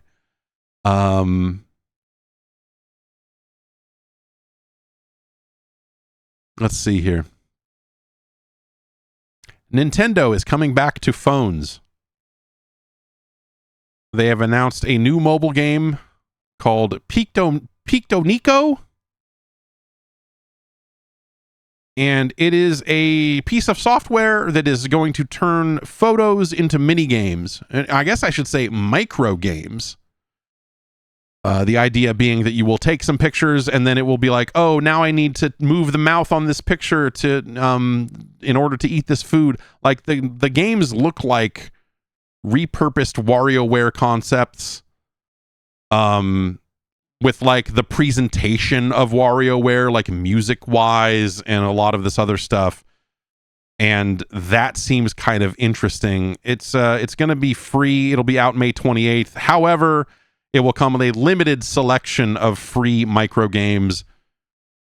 You will have to buy the games. They're going to sell them in volumes. They have 2 volumes announced, with one for $6 and one for $8. And yeah, it's kind of a mobile WarioWare game that is all touch and all based around your photos. And so it very much looks like something that Intelligent Systems probably touched at some point. I believe, yeah, they did in fact say that. And I don't know. It doesn't look awesome, but also, it looks interesting enough that I very much want to try it. It looks very much like something that I would probably have a little bit of fun with, and I bet the kids would be into, except that would require me to let the kids handle my phone while it's unlocked, and that never goes well. So, I don't know about that. My daughter is trying to put pressure on me around an iPad or some kind of tablet or some kind of phone or something like that. And I keep saying to myself inside my head, you are 6. Stop asking me for a phone. That's crazy. This is crazy. And she insists that everyone else at school has one and she is the only one who doesn't. And I hate how well that works on me. I hate how that makes me feel. Because I don't want her to be left behind. But also, she does not need a phone. She does not need a tablet. She does not need any kind of access to the internet, fettered or unfettered.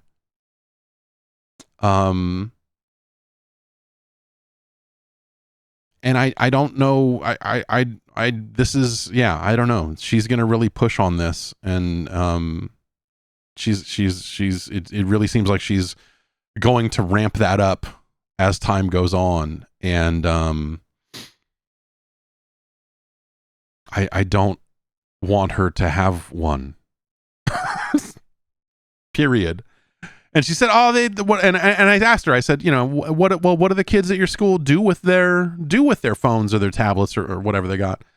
They go, "They play games." I had to stop and go, "Look, you have access to every video game, and they are better games than the junk that those kids are playing on their stupid tablets. I let you get your peanut butter covered hands all over a Nintendo Switch 2 on a regular basis. You do not need..." And of course, she doesn't understand that at all. She's like, she just wants to, you know, she's like, "Well, they're playing games. I want to play the games." I'm like, you have the real video games. You have real video games. You don't need this. I don't know. You can play Infinity Nikki on the PlayStation. My son played some Mr. Do. And had a little trouble wrapping his mind around it. And he handed me the controller and just wanted to watch me play Mr. Do. And I was like, well, this is all right. This is kind of cool. Made me wish I was better at Mr. Do, but I am not a professional Mr. Doist. I am not a Mr. Do .pro, unfortunately. How could I be? You know, I'm not esports ready for Mr. Do. But that is the weird argument of her wanting to get one of these so she can play games on it when I literally have, and this isn't me saying like, why would you want to play one of those? We got Metal Slug X right here. Like, no, like she's got a Switch 2 with all the current stuff on it. She's, you know, they get access to a PlayStation 5 with quite a lot of games on it.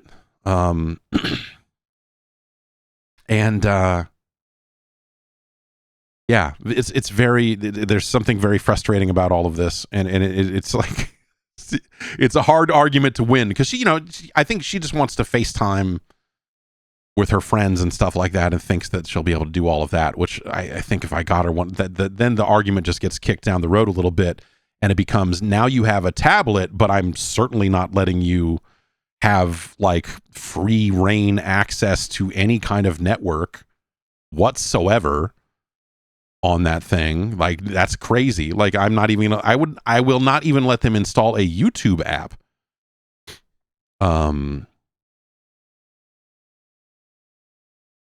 You know, so it's hard. It's a hard thing to navigate because it's a hard thing to navigate without feeling very hypocritical, because again, like, there's, this house is fucking covered in technology. It's just not specifically the technology that they want.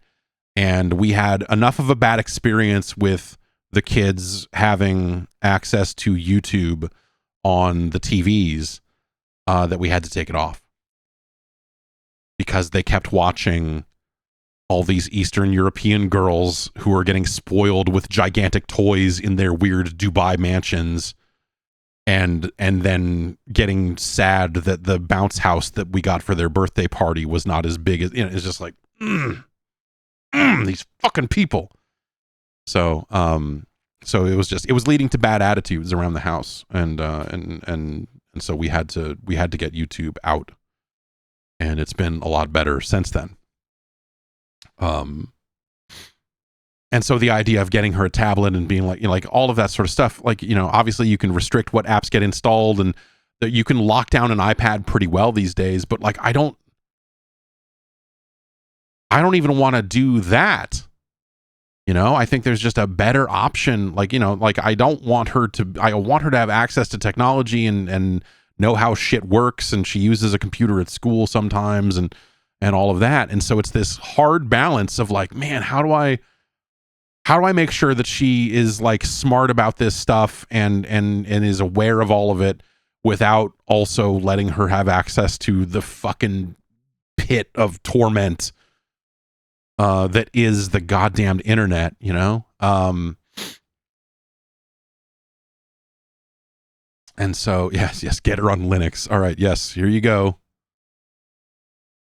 Here's Arch. Go ahead and install it, and then immediately go to school and start talking about how much better you are than all the other kids. What distros are they using? Those fucking losers. Those idiot kids. Those dumbasses.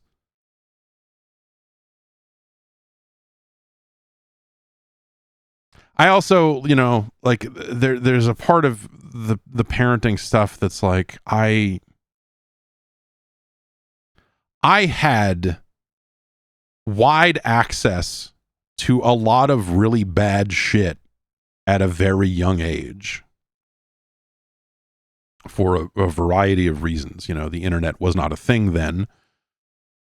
But between calling BBSs and HBO on the TV and, you know, adult magazines hidden inside of tires, there was just a lot of, you know, there was just a lot of stuff, you know, and I know that I would be able to work my way past any sort of restriction placed, like given enough time. With a locked down iPad, I would be able to figure out how to make that do what I wanted it to do. That's what kids are. That's, you know, and I don't think that part of it's necessarily a bad thing. You're like, oh well, okay, if you're smart enough to fucking, you know, hack the fucking network and do this and do that, then maybe we need to have a talk about whatever. You know, I don't know. I don't know what the. I don't know what the answer is. it's with kids and technology, except that she is too young to have any of that stuff right now. And we'll see. Anyway, Picto Nico is coming out later this month, and it looks like WarioWare, but with photos. Consider this your. This is over. I think this already happened. At least it definitely happened on Steam. If you are going to frantically look around for it, maybe it is available on some other platforms. But Lego 2K Drive has been delisted from digital storefronts today. This is as videogameschronicle.com notes. 3 years to the day of its initial release. You may remember Lego 2K Drive as the open world Lego driving game that 2K made that was not very good. It had some neat ideas in it, but then the racing part of it was not, the open world part of it was not great, and the racing part of it was not great, and you're like, yeah, there's something here, but none of it comes together in a way that is actually pleasing to play. They're going to keep the multiplayer servers up for it for another year. Those will be up until May 31st, 2027. But yes, the game has been taken off of digital shelves. I mean, I guess you could probably find a physical copy of it if you really found yourself desperate to play Lego 2K Drive. I can't imagine a scenario where that's a thing, but the PlayStation 5 version of it is on Amazon right now for $19, which is, I don't know, not a terrible amount. Other versions of it are more expensive. And I bet those prices will only go up. So act now before the collectors get... I don't know. Yeah, this is silly. But 3 years is not a long time. and also kind of a weird amount of time for a driving game. You assume. Well, I guess like I wonder what license expired here. You know, I'm sure there's probably licensed music inside of that game somewhere, and it's Lego. So I don't think they're real cars. It's Lego vehicles. I don't think it's Lego recreations of licensed real cars. But I can't remember for sure. I wonder if it's a case because, like, remember, like, you know, there was that announcement a while ago, kind of like before this game came along, so about 3.5 years ago, that Warner was going to not have the exclusive rights to Lego games anymore, and they're like, oh, there's going to be some other stuff out there, and there was talk that maybe like 2K was going to do like a Lego soccer game or something, weren't they? There was some other 2K sports thing that I thought was going to be some kind of Lego thing that was rumored.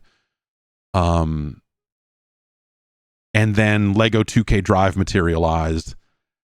And I wonder if this is just like 2K decided not to pursue the Lego license at all. And so maybe this is the straight up Lego license expiring on top of that.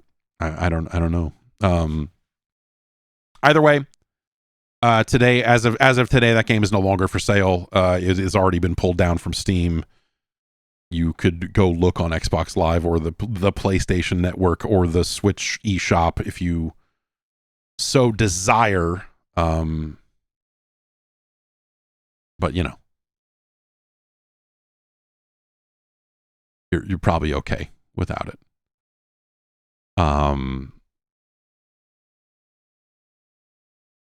And that's it for the news. I don't know. Lego Batman is out as of the very start of this podcast. The expensive version of that game was released. I have not had time to mess with it just yet, but it seems like it's the game that they were setting it up to be, you know, from a lot of the trailers and a lot of the kind of pre-release coverage. Like it seemed like it was like, hey, this is like, yes, this is a Lego game, but also we're making it, we're gonna make it good. There was a round of stories yesterday saying like, hey man, Rocksteady is credited as a co-developer on this, which is probably why it feels like a good Batman game. And so that's very cool. You know, the trailers for that stuff looked really good in terms of conveying, hey, this is not just going to be the same fucking brain dead combat that every other Lego game has.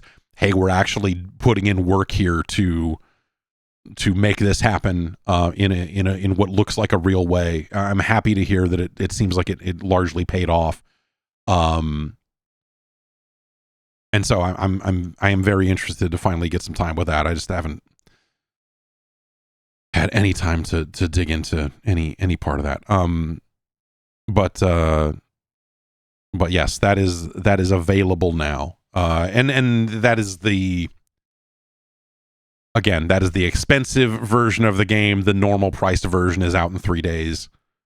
And so if you don't want to spend $90 on it right now,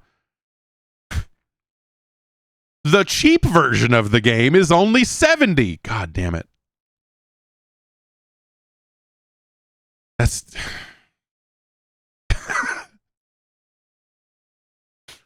none of that sounds like a deal. None of that sounds like, well, I should wait for the $70 version. Like at some point it just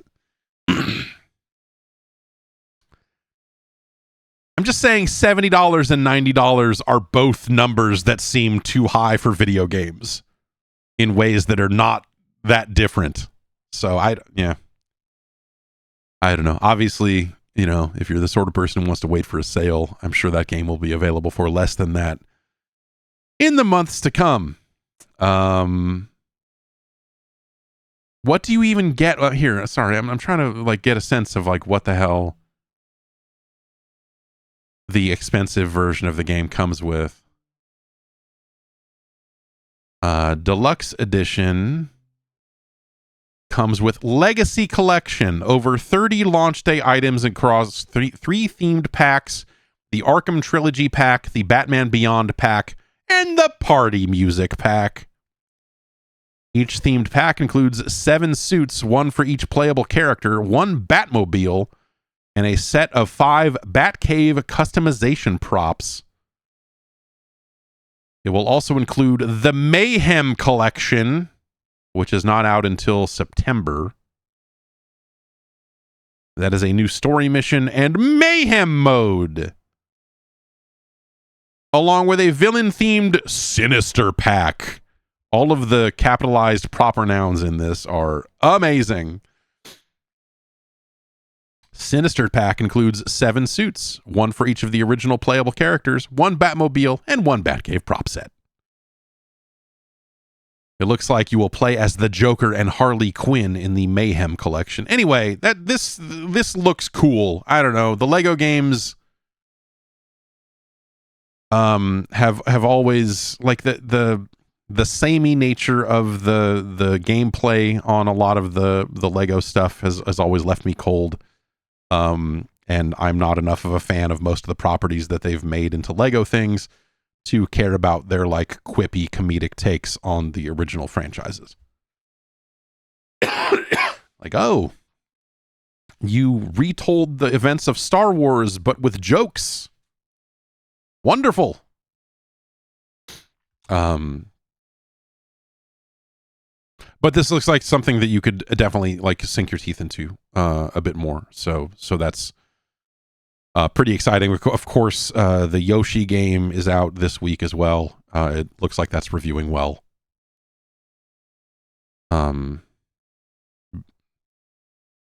Which is sickening. No, I don't know. Like, it'd be nice to have a good Yoshi game for a change. You know, we don't really get any of those. We've never really gotten any of those. So, you know, there's a first time for everything. We'll see how it goes. Let's get into emails. Podcast@guard.bike is the email address that you can send your emails to. And I will, in theory, see them.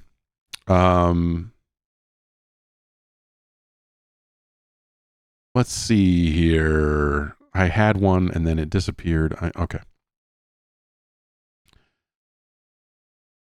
Nicholas writes in asking about games made for game guides. I recently jumped back into Breath of the Wild after not playing it for 3 years.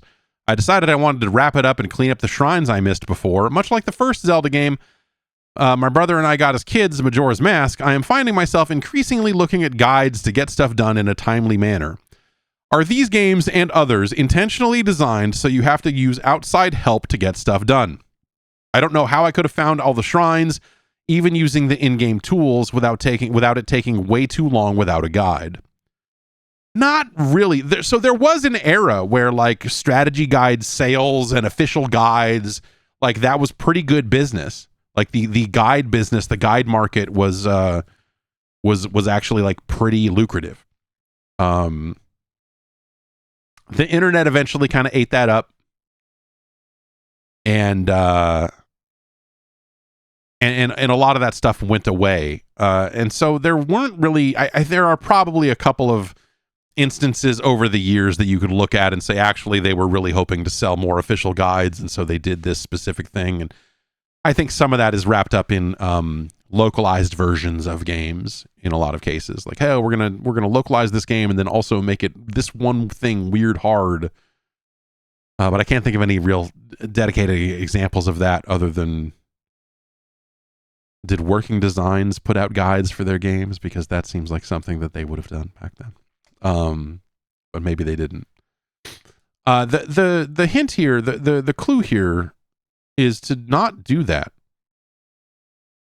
I don't know, like, a lot of these games are not designed for you to just, like, go 100% them, you know? Especially with the Korok seeds and stuff. You don't need to go get 600 Korok seeds. You just don't need to do that. You could just go do something else. I don't know. Like, I think if you really, really like a game, the idea, and this is especially something that I think makes sense for Nintendo, the idea is that you're only going to see all of that stuff if you like the game enough to want to really like live in that world long enough to do it, right? You know, and they put tools in the game, the shrine finders and stuff like that, to let you find that stuff. But as you say, it's something that, you know, even with the in-game tools, will take too long for you without a guide. So my advice to you individually is just don't fucking do that. Because, you know, they're making this game for people that are like sickos to a degree that you cannot touch, sir. So my advice is don't do that. Achievements kind of short-circuited this mentality for me for a lot of things. Because you had these moments of like, well, I would never in a million years get all 200 of these bonus boards in Forza Horizon 6, but they did put an achievement in here for it, and, well, you can fast travel for free now, so it actually is a lot easier for me to warp around the world and just hit all these things, and maybe I should do that. And, you know, there's definitely, like, stuff like that I have really thought about doing. And then I usually am like cured of it because I'm like, oh, I don't need to actually do this. That said, you know, I did, and I have nothing to show for it also. But as I said at the top of the show, we did that video playing Hot Slots and Peekaboo Poker for the NES, and both of those have retro achievements. And over the course of playing Hot Slots, I got the majority of the retro achievements, except for two that seemed like they would be very easy to get. And so I put in about a half hour of playing that terrible slot machine game to get those last two achievements, and then didn't get them because I kept losing at the slot machine. Because it's a fucking slot machine. It's disgusting. I was sitting here last night, like with a TV show on, just like idly swirling the joystick to try to get these achievements, not even looking at the screen. And then I'm looking over and I'm like, I'm broke again. Like, what happened? Like, I don't know. I ain't got it. Nick from Philadelphia writes in to say, you've said before how you eventually realized the PlayStation was going to be the real deal, but when did you know the Saturn wouldn't be it? Was it that shitty looking version of Daytona USA? Was it even earlier than that? Daytona looked fine. I don't know. Like it's maybe hard to go back to Daytona now in some ways because it doesn't look awesome, but like for its era, that version of Daytona USA was pretty okay. But as far as realizing that the Saturn was not going to be a hit, it was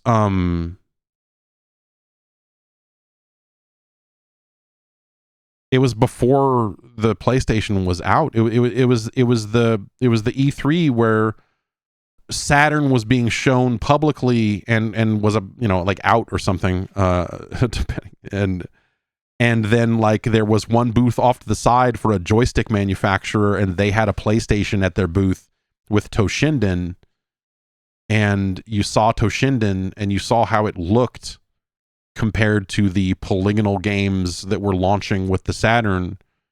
And it was like a different fucking world. You're like, oh, like,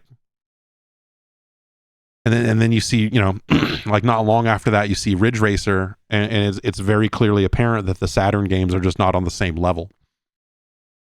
Now you take that and you combine it with the troubles that Sega had been having with the release of the 32X and the way the Sega CD went later in his life. And, so like Sega was kind of limping by the time the Saturn came out. And you're like, this is too much too soon. What the fuck is going on? And so there's like stuff about the Saturn already that like on its own merits, you were like, this seems weird. This doesn't feel right. And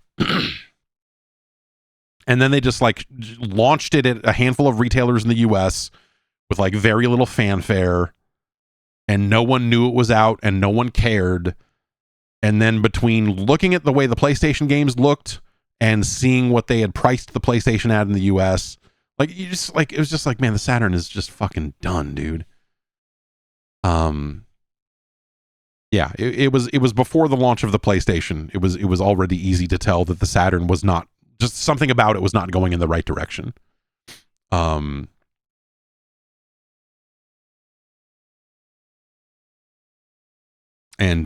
yeah, so it was pretty apparent early on. And then once they both got out and got rolling, you started seeing the same game on both platforms. And you would see sometimes the Saturn games, the way they looked compared to their PlayStation counterparts and what have you. And you go like, yeah, this isn't, you know, like Tomb Raider on the Saturn or whatever. Like, you know, there's just like stuff there that you're like, this looks all fucked up.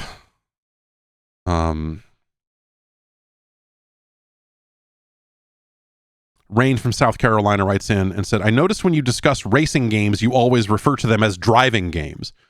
When I think of a driving game, I think of something like Euro Truck Simulator or maybe even early GTA and driver games. However, if we're talking games like Forza, Gran Turismo, Need for Speed, or Ridge Racer, those are racing games.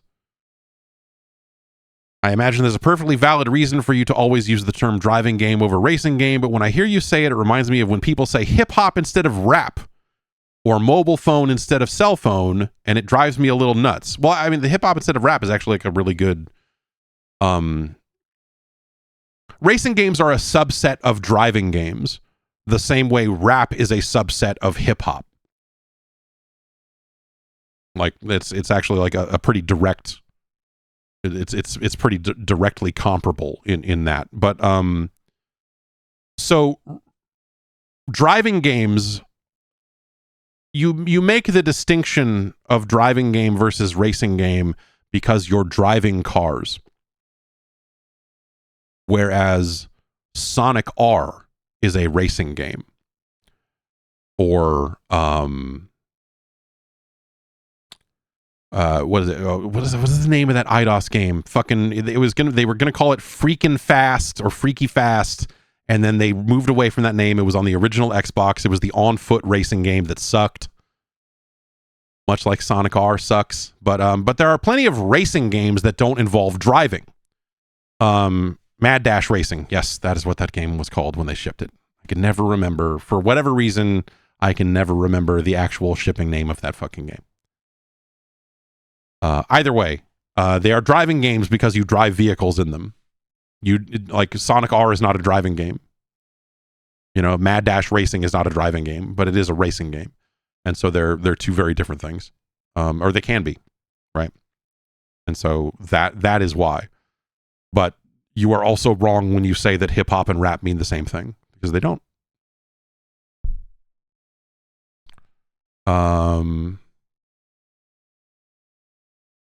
Alex from Asheville, North Carolina writes in and says, if the rumors about the next Call of Duty are true and it's another Modern Warfare game, how do you think they're going to handle the campaign with everything that's happening in the world right now? Do you think they'll just put blinders on and pretend that nothing is happening like Battlefield Hardline? Modern Warfare is typically the Call of Duty I enjoy playing the most, but with how fucked the world is right now, I don't think I'm in the mood to play a game that glorifies the US or UK military. Maybe I've just been too tuned into the news lately. Yeah, I mean, it's a good point. I don't think that they will do anything to change it. I don't know. That, you know, maybe there's some changes they made based on, you know, if they are writing a story that gets a little too close to real conflicts or real events or something like that, then there's potentially stuff that they would twist or bend around it. But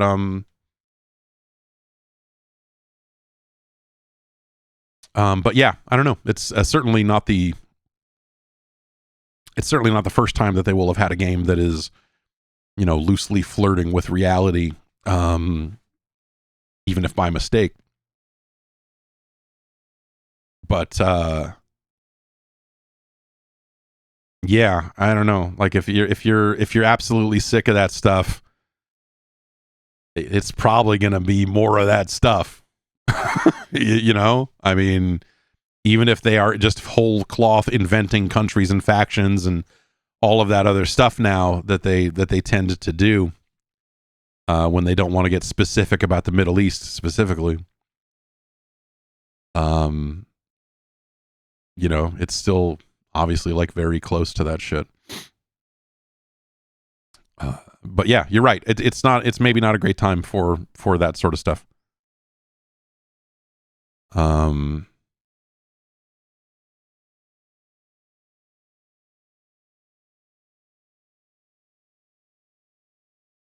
Someone wrote in about Jazz Rack because I mentioned Jazz Rack earlier in the show as the Japanese what is it, performance rights organization that you know, I mentioned it when I reviewed Forza Horizon 6 as you know, obviously like part of the reason why some of the music selections in that game may not be what you think they should be.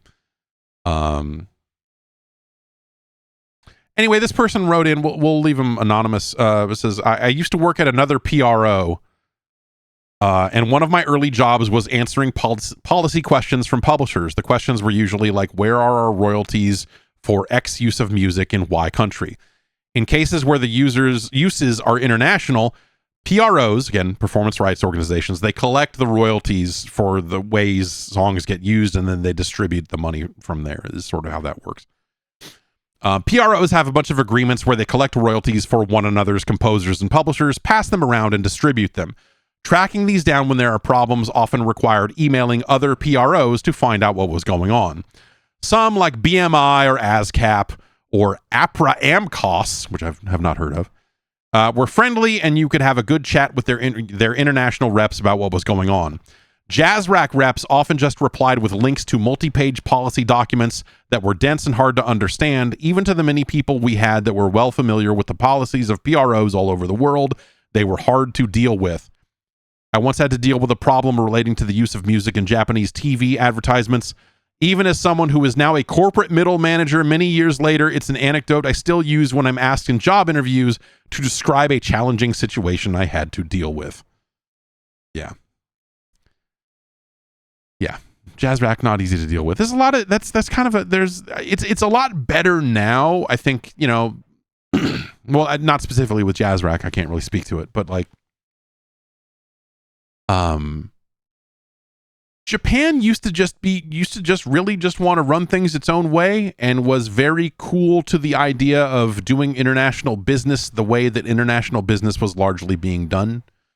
There was very much a you know, like, hey, we're not going to meet you halfway on this. Like, you need to come and, you know, hand the business card and do this, and we're going to do things our way. Like, they were very specific in video games as well. You know, there was just a lot of stuff that that culturally they were very particular about, and a lot of that stuff has changed. It's always like heartening to me in a weird way. Even this is maybe not the perfect example of this, but when I see longtime Japanese developers, some of these guys who have gotten out of places like Capcom or Konami or whatever, like guys that you would think would be like lifers at these companies because of just the way Japanese business is done. But when some of these folks get out and start their own new studios all these years later, decades into their career, it warms my heart. You know, because it feels like, oh yeah, you're pulling away from a lot of Japanese corporate culture, and you're starting over and doing a new thing, and like you're just, you know, you're trying to make stuff happen. And that's nice. Like Bit Summit is happening. You know, the like pretty soon here, the Japanese independent gaming. Was it Giga? The Japanese Independent Gaming Association, I think it is. They put that on, but it's an annual event, and like independent Japanese developers showing things, and you know, hearing that like, oh, this long time, like Koji Kondo did music for 17-bits game, or you know, like all the different stuff that is happening over there now. The cross pollination that seemed like impossible not that long ago, always feels good to hear about, because you're like, okay, yeah, it just seems like maybe some people are breaking loose of some of those old ways. But yeah, Japanese business is a weird thing. Still is, I'm sure, but I'm not as exposed to it as I used to be, which is nice.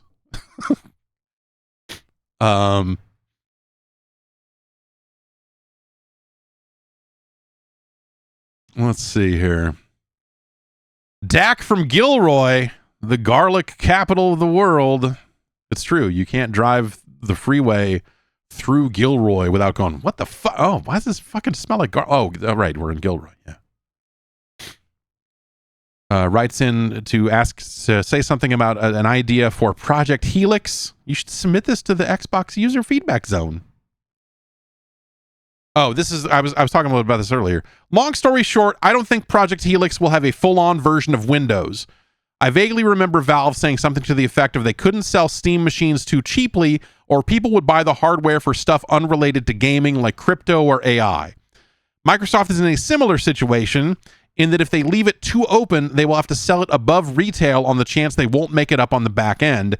So I think in order to be competitive price-wise, they'll use a locked-down version of Windows with full access to the Microsoft Store. This way they can give users some freedom while ultimately remaining in control over what software can be run on the console. Maybe the influx of new users to the Microsoft ecosystem would be enough to justify a break-even price point.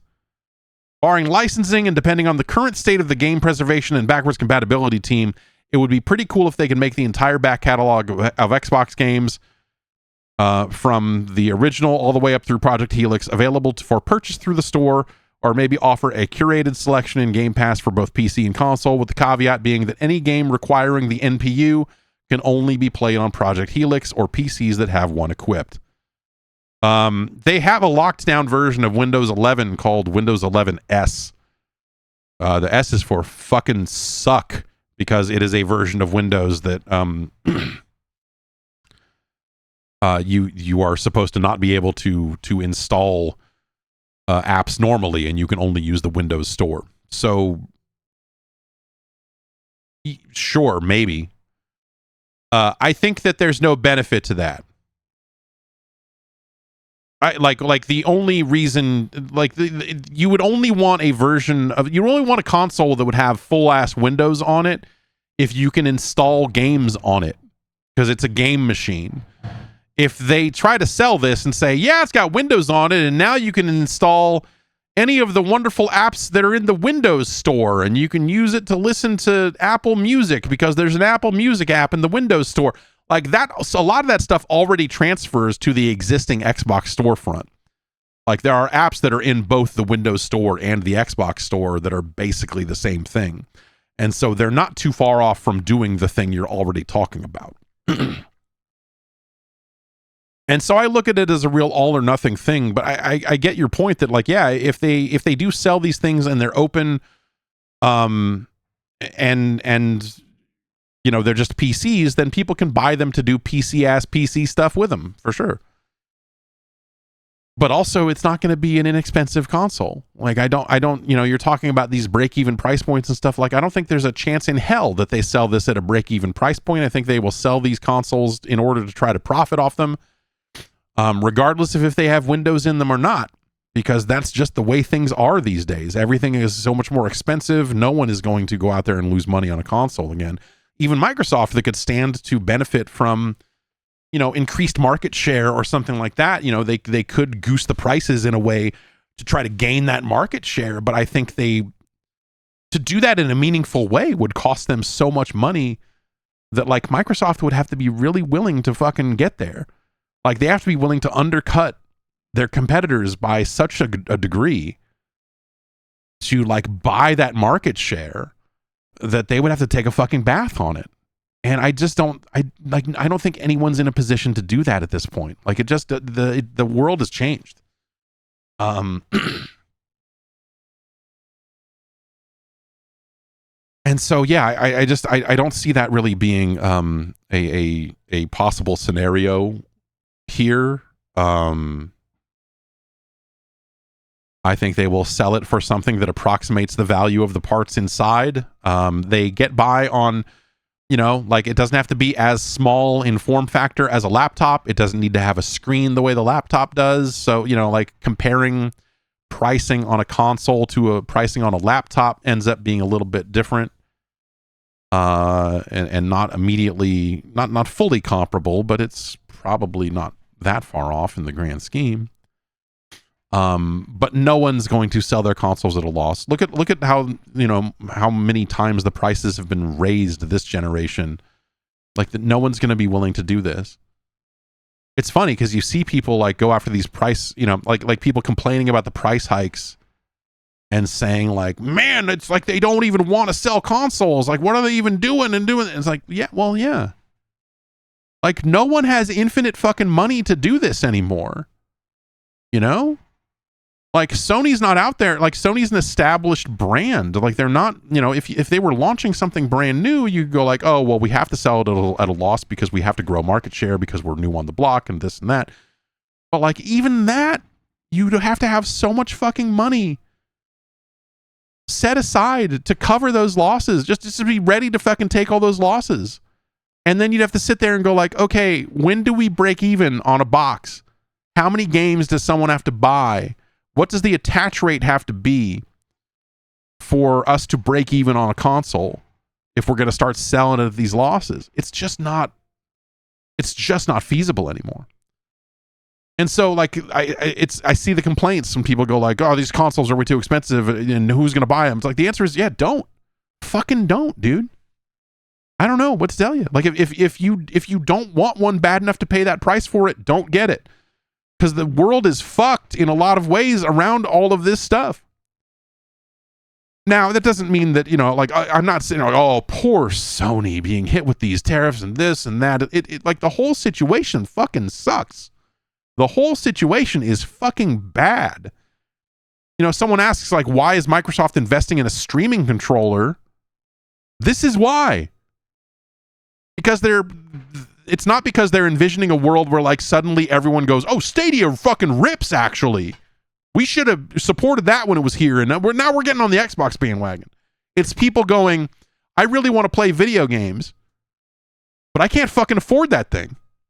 I can't afford to pay a monthly subscription to Xbox cloud streaming, and I can play it on my TV somehow. Like, that becomes the use case for streaming services if prices stay this stupid for this long. It's not a good scenario. But no one's going into this and saying like, yeah, we've got to, we've got to sell these at a loss and whatever. Like, that model has been dead for generations now. Like, we're well past that. So I would not expect Microsoft to do that. Yeah, even as much as you think like, oh, Microsoft would stand to benefit if they could just eat the costs on this thing up front for the first year or so, and sell them at a loss because they're getting people into the subscription ecosystem. They are building more market share than their competitors if they do it right. And so that gives them leverage for the rest of that entire generation that they can then benefit from. Like, there are business cases to be made around that. I'm just guessing that, like, if you really play that out and run the numbers, none of that actually lines up in a way that's favorable. Like, yeah, you could give away consoles and fucking have infinite market share and fucking all this other stuff, but like, eventually you're broke. And then what? It's just... especially with the amount of money Microsoft is blowing on fucking AI horse shit, and when that stuff doesn't pay off, then what? Like, there's a lot of concern, I think, around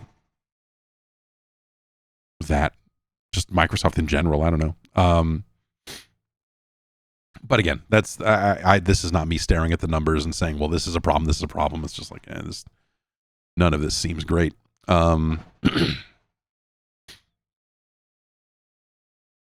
Joe from St. Louis writes in, I guess this is something Sony is going to be testing. Joe writes in and says, with PlayStation getting ready to add live player counts for games to the home screen, I've seen a lot of people express viscerally negative reactions to not just this feature, but also to the idea of active player counts being publicly available information in any capacity whatsoever. While I can understand the concerns some may have about slapping this number on the screen right before you launch a multiplayer game, I found it curious that people seem to have strong opinions about whether or not gamers can be trusted with this information at all. Outside of the PlayStation example, it seems like fairly harmless knowledge to have unless you happen to be the kind of person who likes to get into pointless arguments with strangers on social media. Sites like Steam charts going away would not stop random bozos from arguing online. If it's not active player counts, then it would be some other silly reason for people to flame each other about, like how many copies a particular game sold, or how many active subscriptions an MMO had at any given time. You know, the classics. How do you feel about these sorts of metrics being public knowledge? Does their availability matter at all, or do they cause more problems than they're worth? I've yet to hear a compelling argument against this, as they always seem to boil down to misguided behavioral policing.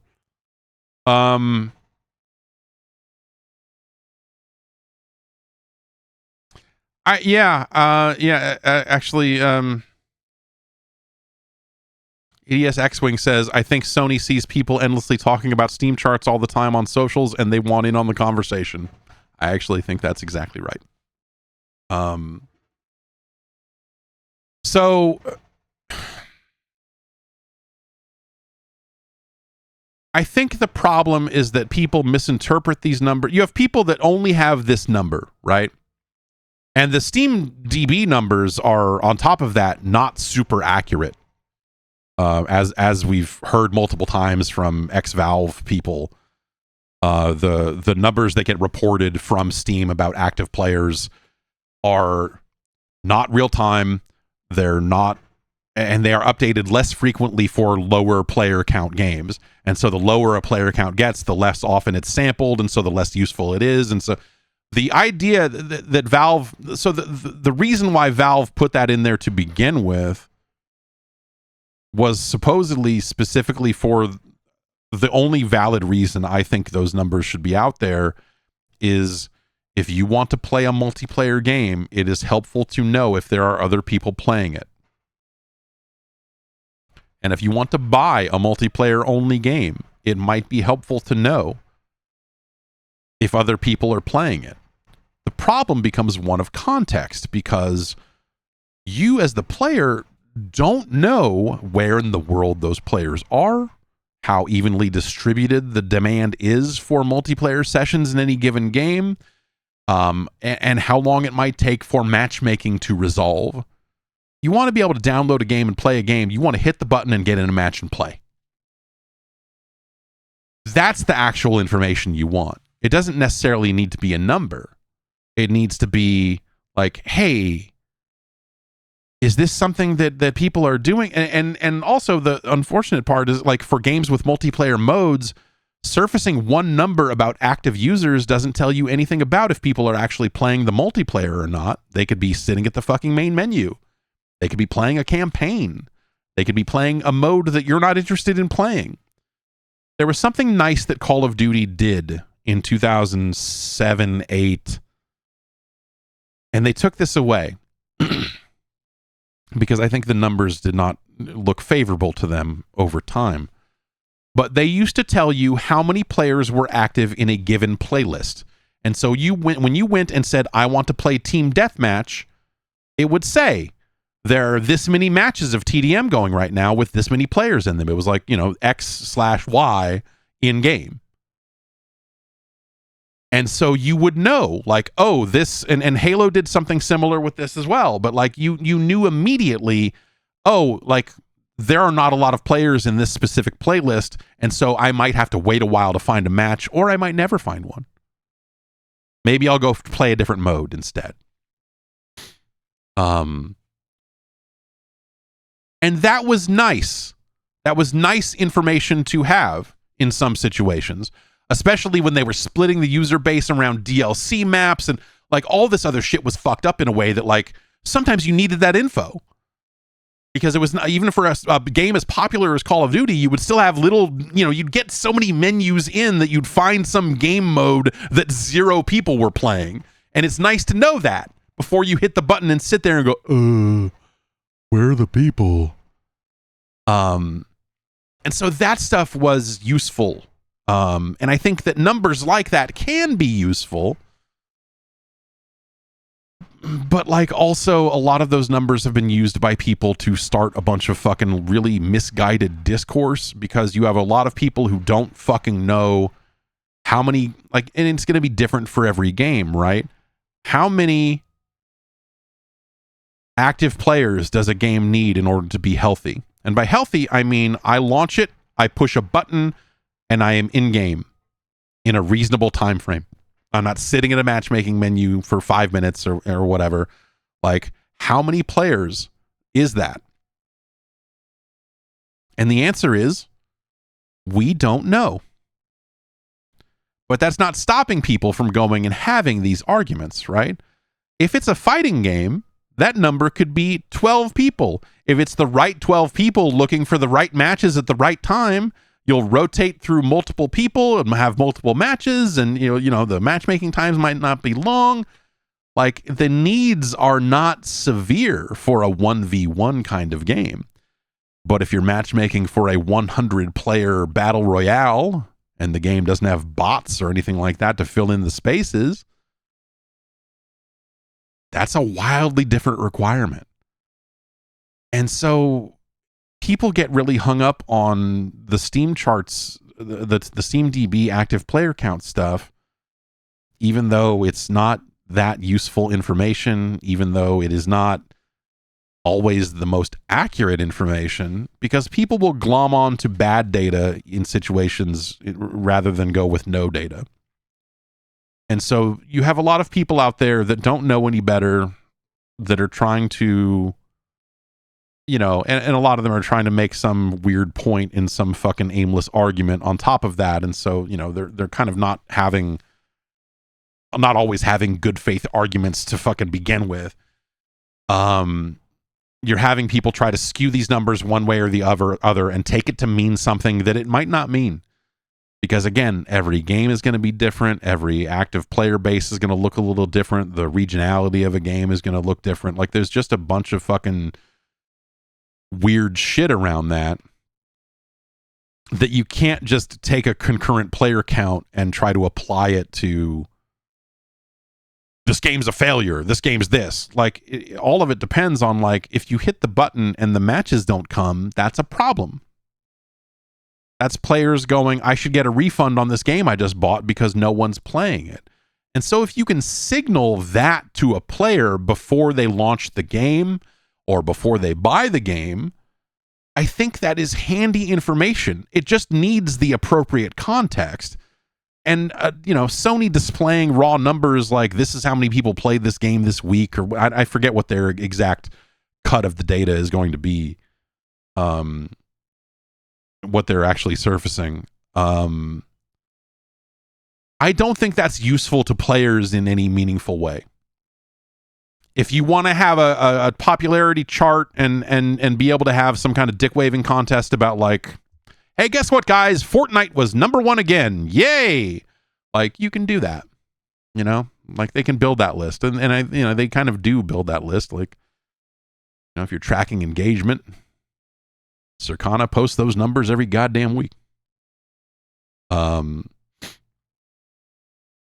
so I don't know, like, it becomes this unfortunate situation where you have a lot of people that think that they're fucking analysts who are just assholes, and they just want to get into, like, dumb arguments online, and they don't. Not only do they not have it, but they refuse to open their eyes to the context or to the fact that they are missing all of the context that makes those numbers relevant in one way or the other, because the information to process that number is not public information. And so all you can really do is play by feel and go like, oh, this matchmaking seems too long for me. Might be too long for you, not long enough for somebody else. Like, like everyone's going to have a different take on that too. So concurrents are pointless, and they're completely worthless in single player games. Like, who gives a shit? And, the answer is, like, I kind of give a shit, because sometimes it's nice to see a popularity chart. Like, what are the top 10 games this week? What the fuck are people playing? Like, that's kind of interesting. It's less interesting these days on consoles because it's the same fucking 10 games all the time. Like the like engagement charts, the concurrent charts, whatever you want to look at. Like when Matt Piscatella over on Blue Sky posts the charts of here's what the top 10 games are. It's the same fucking games in the top 5. Like PlayStation and Xbox are just like reworked different versions of the same 5 games. Where like Xbox has Minecraft higher on the list because of Game Pass or whatever, you know, like I don't need a bunch of people. I don't need a bunch of dudes in suits telling me that Fortnite is still popular. I know that. Also, it's depressing that it hasn't been toppled. If you're out there trying to make a multiplayer game, I bet you look at those fucking concurrent user charts that get put out and just go, fuck. And it sucks. It fucking sucks. To just look at that list every week and go, yep, yeah, here's fucking NBA 2K and GTA and Fortnite and Call of Duty and, yeah, Minecraft or Roblox, depending on which platform you're looking at. And it's just like, blech. It feels fucking bad for new games, for the success of new games, for the chances for new games to be able to crack into that list and really break out. And so, like, that's a problem. Like, you know, like people have all these dumb arguments about, like, you know, like Marathon, I guess, is a recent example, right? People trying to parse out, like, is Marathon a failure? I don't know. Yes. No. Like, sure, man, you're fucking splitting hairs. The big problem is that the fucking top 5 never fucking change. And they haven't for years. Just the number on NBA 2K ticks up a notch at some point. And the Call of Duty changes out for the next one. It's not good for the video game business for this shit to be this way. You know? And so, like, having some petty argument about, like, this game I thought was too colorful is a failure.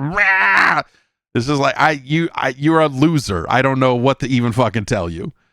Yeah, like, fucking grow up. What the fuck is wrong with you? It's just sad. Because I think that there's something interesting about some of that data and some of those numbers. It's just that largely we don't have access to tell the full story. You know? I used to get all the numbers every month. I used to get, back when they were NPD, I would get the spreadsheet every month, and it was something like, I could not use it in any kind of writing, the numbers specifically. And if you wanted to talk about it generally, you could. But the numbers, the actual data was proprietary information of NPD, and they would not, you couldn't, if I were to just post that spreadsheet and go, here you go, someone would be real mad about it. But it was cool because I had access to the spreadsheet that would tell me, like, oh, they sold one retail copy of this, like, 13-year-old game. Like, here are the games every month that only one copy was sold of, and they're these ancient games. And so you could see all that stuff, and it was fucking fascinating. And this was before digital games was really a factor too, so it was really, you know, it was mostly complete data. And it was fascinating to be able to look at that stuff and kind of just see, you know, what was actually selling in a given month. And there was a lot of change. You know, you had perennial games that would stay on the list for a number of months, but even the biggest games would fall off that list months after their release. You didn't have a GTA that sat on that list forever. You didn't have a Minecraft that was just going to be on that list for 7 years straight or whatever. And it's like, I don't, you know, it's fucking cool. Like Minecraft is a fucking great thing, man. You know, they're still updating it. They're still, you know, it is still a viable and relevant video game, right? I don't necessarily mean to, like, throw shade at these individual games for being popular. It's more that, like, their entrenched status on those lists and the percentage of players out there that are out there buying consoles just so they can fucking play Minecraft on them or whatever it is a fucking bummer. as someone who has been following this business for a very long time, as someone who likes to see new things come along and take off and take over, when they do. That's always been something of a rarity, but now it's a damn near impossibility. And so that's very frustrating to see these like just incredibly entrenched games dominate that list all the time. Because I think we would, I think players would just be better and happier in a general sense if they just like fucked around and played a wider variety of games on top of everything else, right? Like none of these games need to be your life.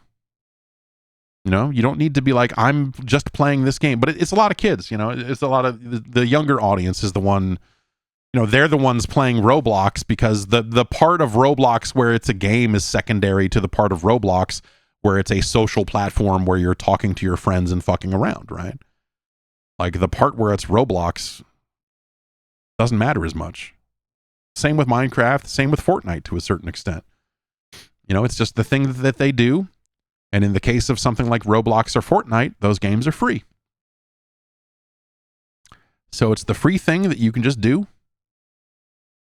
and hang out with your friends online.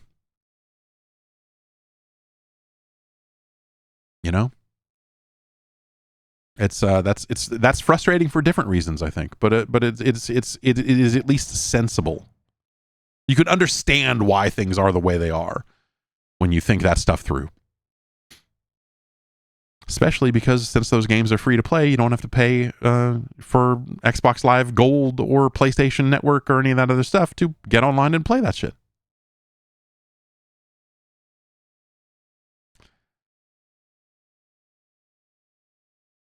I don't know.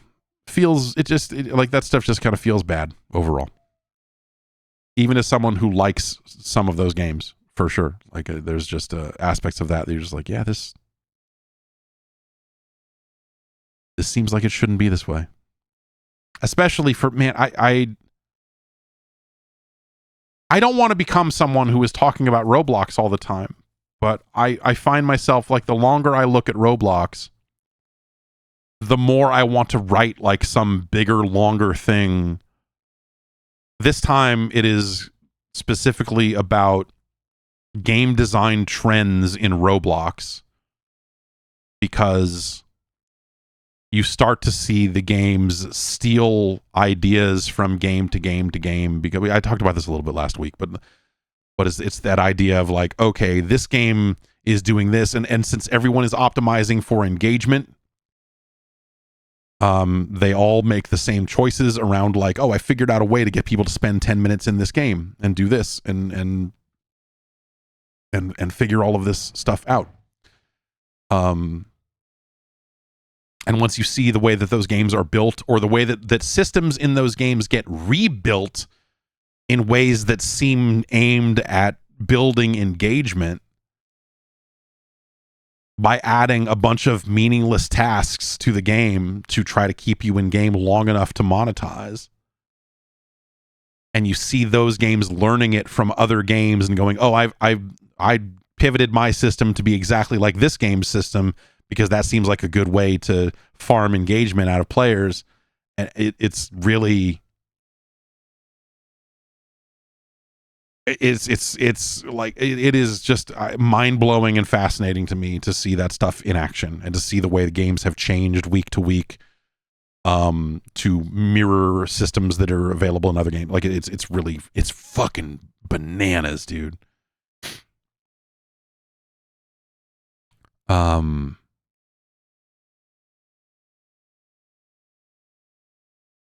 Let's see here.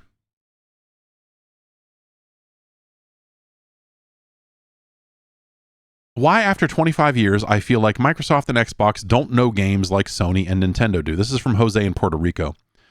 In the last 10 years, Sony has put out a game where you hunt mech dinosaurs in a post-apocalyptic setting, grounded, beautiful, and story-heavy samurai games, a weird Kojima game, an ODST game in Helldivers, a Spider-Man game, and a solid reboot of a beloved franchise in God of War, just to name a few. Don't get me wrong, Microsoft has had some solid hits. Forza Horizon is better than ever. Hi-Fi Rush was great.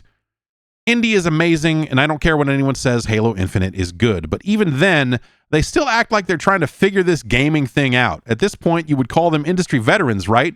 They've been in the industry longer than Sony was at the time the PS4 came out. I don't know that. Okay. Does being an American company have an effect on this, or is it a lack of vision? I'd love to hear your thoughts. I think this is more about your perception of those games and those franchises, but I like what you're saying. What I think you're saying here, Jose, is that you think that Sony's franchises are more memorable and varied than what Microsoft has had to offer.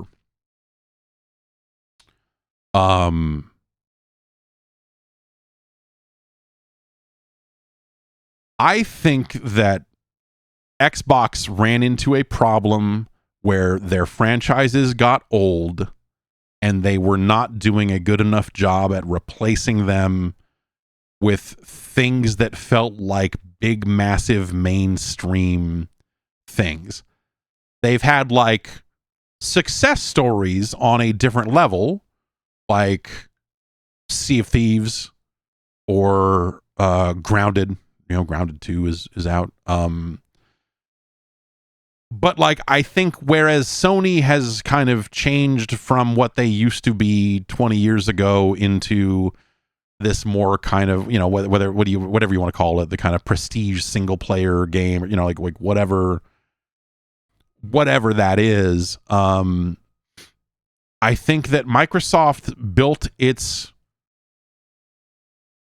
foundation out of games and concepts that I think in some cases have limited lifespans. And I think that some of that is like the problem. Like, what do you think of when you think of Xbox Game Studios? When you think about first party Microsoft video games, it's like I still think about Halo, Gears, Forza. As like the kind of like big in-house stuff, and it's just like those types of shooters, you know, and Fable to an extent, they're desperately trying to get a fucking Fable game off the ground and have been for years, and they've gotten it there. They just need to get it out the door now. But like they're gonna release a Gears of War this year, and I look at that and just think like, man, that feels so ancient. You know, like Gears of War feels like a game for old people. I should be more excited about Gears of War than I am. And maybe I will be by the time it comes out. But like, I think that like they have not always done right by Halo. Obviously, the quality of Halo has been a little uneven. You know, since Halo 4, I guess. And the distance between the new Halo games felt like it stretched out a little bit there, and they didn't have as many. And you know, and I think through the pandemic, you had Microsoft delaying a lot of games. You had, you know, big holes in their release calendar as they started buying other studios to try to shore up the holes in their releases. They're like, oh, well, I don't know. Now we got Bethesda. Now we got Activision. Now we got this. You know, like they've tried to fix it that way. They've got interesting littler stuff though. I mean, little is a weird thing to talk about when we talk about like Sea of Thieves. I mean, it's not tiny. But you know, they also still own Double Fine. Like Double Fine is still putting out games. Like they just put out Kiln. It wasn't long before that they put out Keeper. Like those are not massive success stories, but it's like cool little weird shit. If anything, I would argue that PlayStation has done a bad job of maintaining cool little weird shit. You know, that's been the part that they've been shutting down. You could argue that works out for them because the people just want to buy. People just want the new Uncharted game.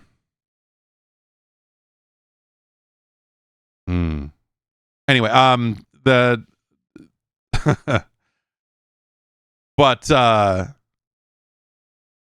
I think the thing with Xbox is that they just didn't continue to change it up. They let the money makers, the cash cows from generations of old, those kind of turned sour, and they didn't have good things to replace them with. You know? And so we're still at a point now where, what are we looking forward to this year on Xbox? Forza came out. Halo and Gears. They're remaking Halo 1 and they're making a new Gears prequel. I don't think that either of those things can thrive in the world of today. Halo still has a large fan base, and there are people who will try it on the basis of it being a Halo game. But I think first-person shooters are kind of in a weird space overall right now with, like obviously Call of Duty, missing its mark. Call of Duty also a Microsoft fucking property now.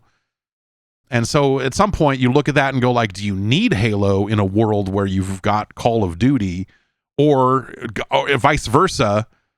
Could you afford to live in a world where those are your two competitive shooter series and that's what you alternate off of instead of like the Modern Warfare Black Ops thing? What if it was Halo and then Call of Duty? The answer is that in the Halo years, they would fucking take a bath. Like it just wouldn't work out because Halo is not the driver that it could be or could have been. But I think that's the issue with where Microsoft is at. Software. And if you look at the full slate of everything they own, everything that's under their purview, like, dude, they put out Doom: The Dark Ages, and that's a great fucking game. They put out Indy. That's a great fucking game. Indiana Jones fucking rips. And so there are games that you might not immediately think of as a Microsoft game that were fucking awesome. Avowed is a cool fucking game. Outer Worlds 2, neat. And then you get into stuff like Grounded, and like there's stuff on their slate that like you look at and go like, yeah, this is all cool stuff. It's not world beating down your door movie trailer big though. I would argue that Sony's stuff is not that size anymore either. Even though presentationally they can present their prestige single player games as this kind of cinematic big deal, none of those games are so large as to, like, again, we're living in a post fucking here's your Mountain Dew flavor era, right? We're living in a post here's the fast food meal based on this video game. Like, it doesn't feel like any of the video games are big enough to deserve it anymore. I think that's an industry-wide problem. I don't think that's a Microsoft problem. And it's not necessarily like, oh, we got to get, but the big franchises don't feel big anymore because the big franchises became those 5 games I was talking about. It became Fortnite, fucking Minecraft, Roblox, like that is the stuff that is eating everyone's lunch. And so in a world where people just want some kind of free-to-play multiplayer thing that can act as a social space to play with their friends, what role does Gears of fucking War play in that? None, dude. You tell him, what 12-year-old's going to be like, I really identify with fucking Baird? No one, dude. Those are games for old men and women to play.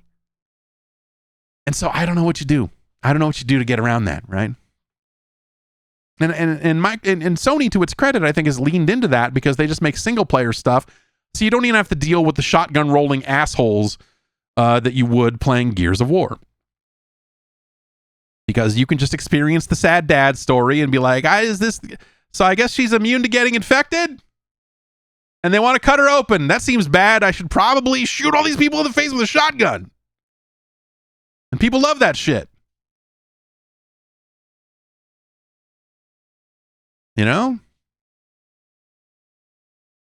So maybe Sony has the right idea. Maybe they're just more accepting of where they're at, right?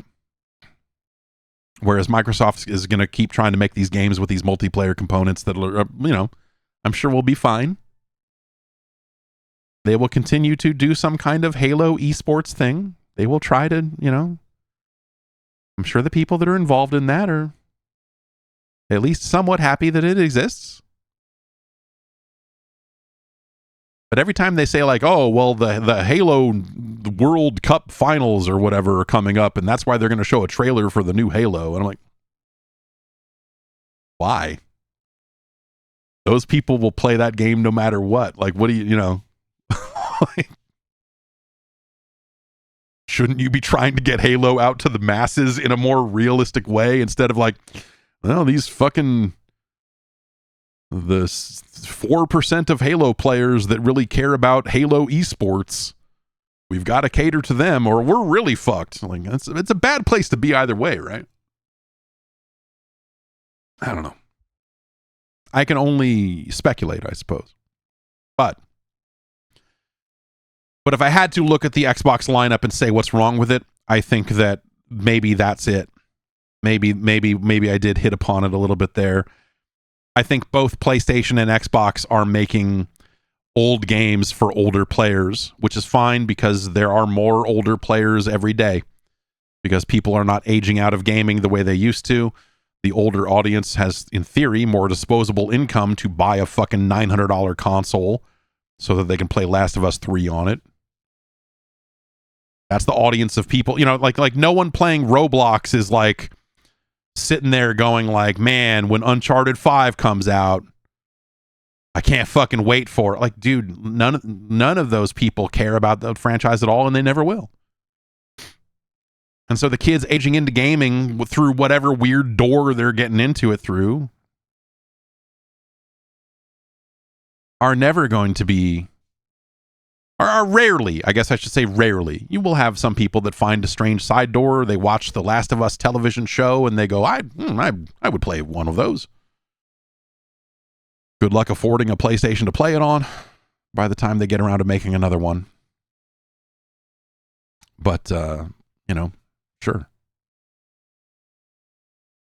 And so I think they're both facing similar issues. I think that Sony has just embraced its position a little bit more and they don't bother to put multiplayer modes into those games anymore.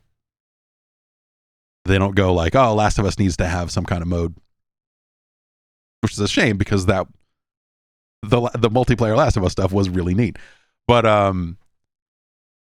Sony has kind of embraced that stuff. And when you see Ghost of Yotei, when they go to add multiplayer to it, they add 4-player co-op, which is a very sensible thing for grown-ups to get together on an occasional night. And we're going to play, we're going to try this thing out. Instead of like continuing to chase after whatever the Gears multiplayer is. And whatever, Gears has had very successful and very awesome cooperative play for a long time as well. I think the co-op in Halo has been nice too. And that new Halo is not even going to have competitive multiplayer, right?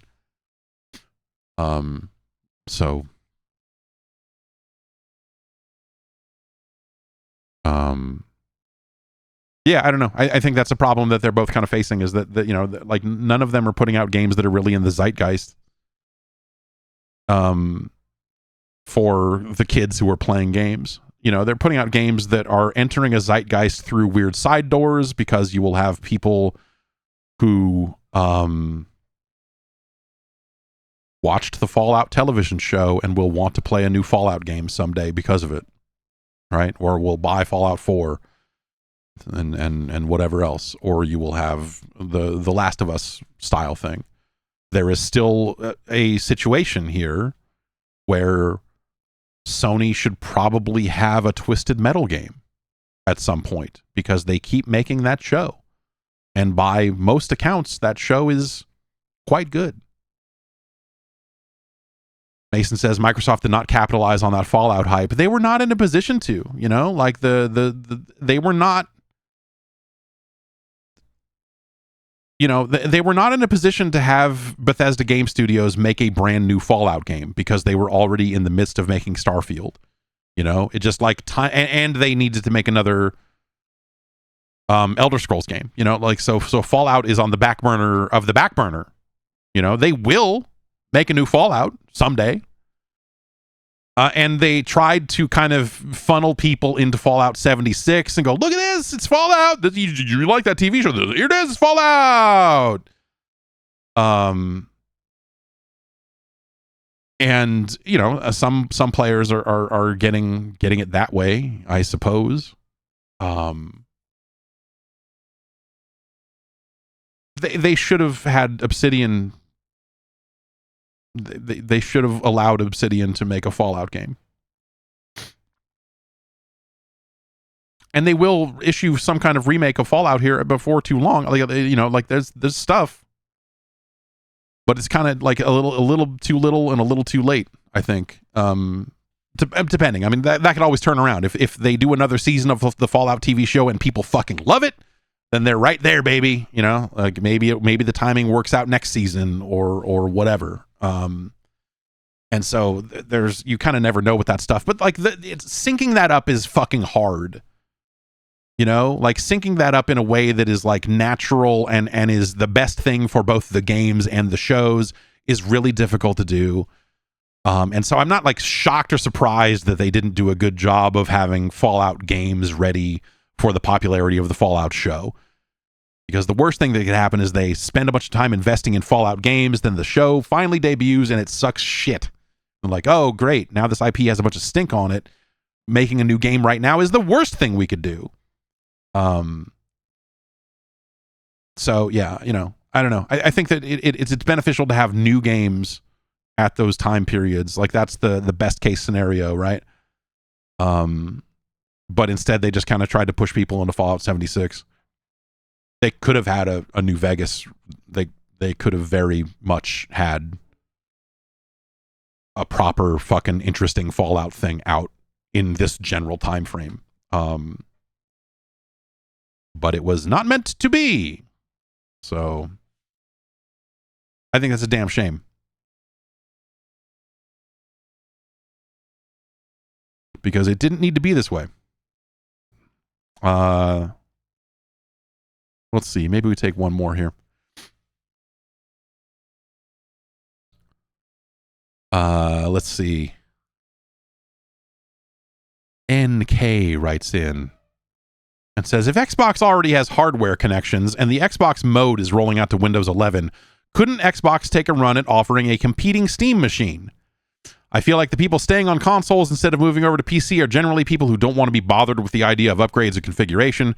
But if an Xbox is still a plug-and-play device for your TV, and then they make their version of Steam Big Picture handle enough in the background that people never need to see a desktop, who would care that it's just a Windows box underneath? Isn't that kind of the magic of the Steam Deck already?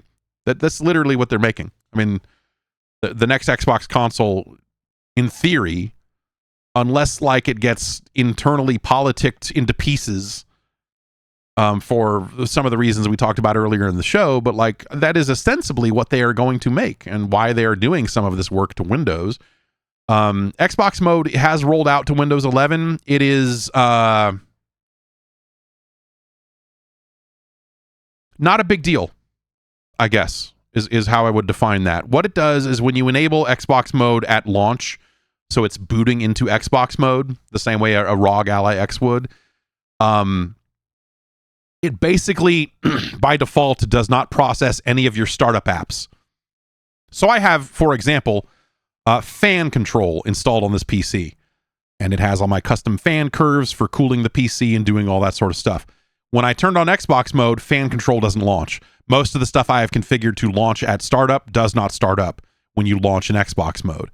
They have added a second option in the startup app thing for like, hey, also start this up in Xbox mode. So if you have software that needs to be running for a controller support or whatever in order for your PC to work at all, you can still go in and configure that. But that's still stuff you're launching that from a resource perspective. Like fan control running in the background is not the thing that's robbing me of my frame rate, right? And so at the end of the day, like limiting the startup apps feels like a very kind of blunt approach to the problem of like, hey, SteamOS is running these games better than Windows is. That's not good. The current state of Xbox mode feels like a very first pass kind of like, yeah, maybe we could do this. Maybe like it just does not feel like something that's actually going to matter. But it is kind of a starting point, I suppose. Problem is the last time they did it, when they rolled it out on the ROG Xbox Ally X, Xbox X, that felt like kind of a starting point too. And so it just kind of continues to feel half-baked. Xbox mode on a multi-monitor display is really silly because it tries to run everything full screen. And so if you do set fan control to launch, it just launches full screen on one of my side monitors. It's like, I don't want that either. Like, that's a bad that's a bad experience. This is ridiculous. So none of that feels like it's where it needs to be. But that seems to be the road they're on, is to make a consoleized PC.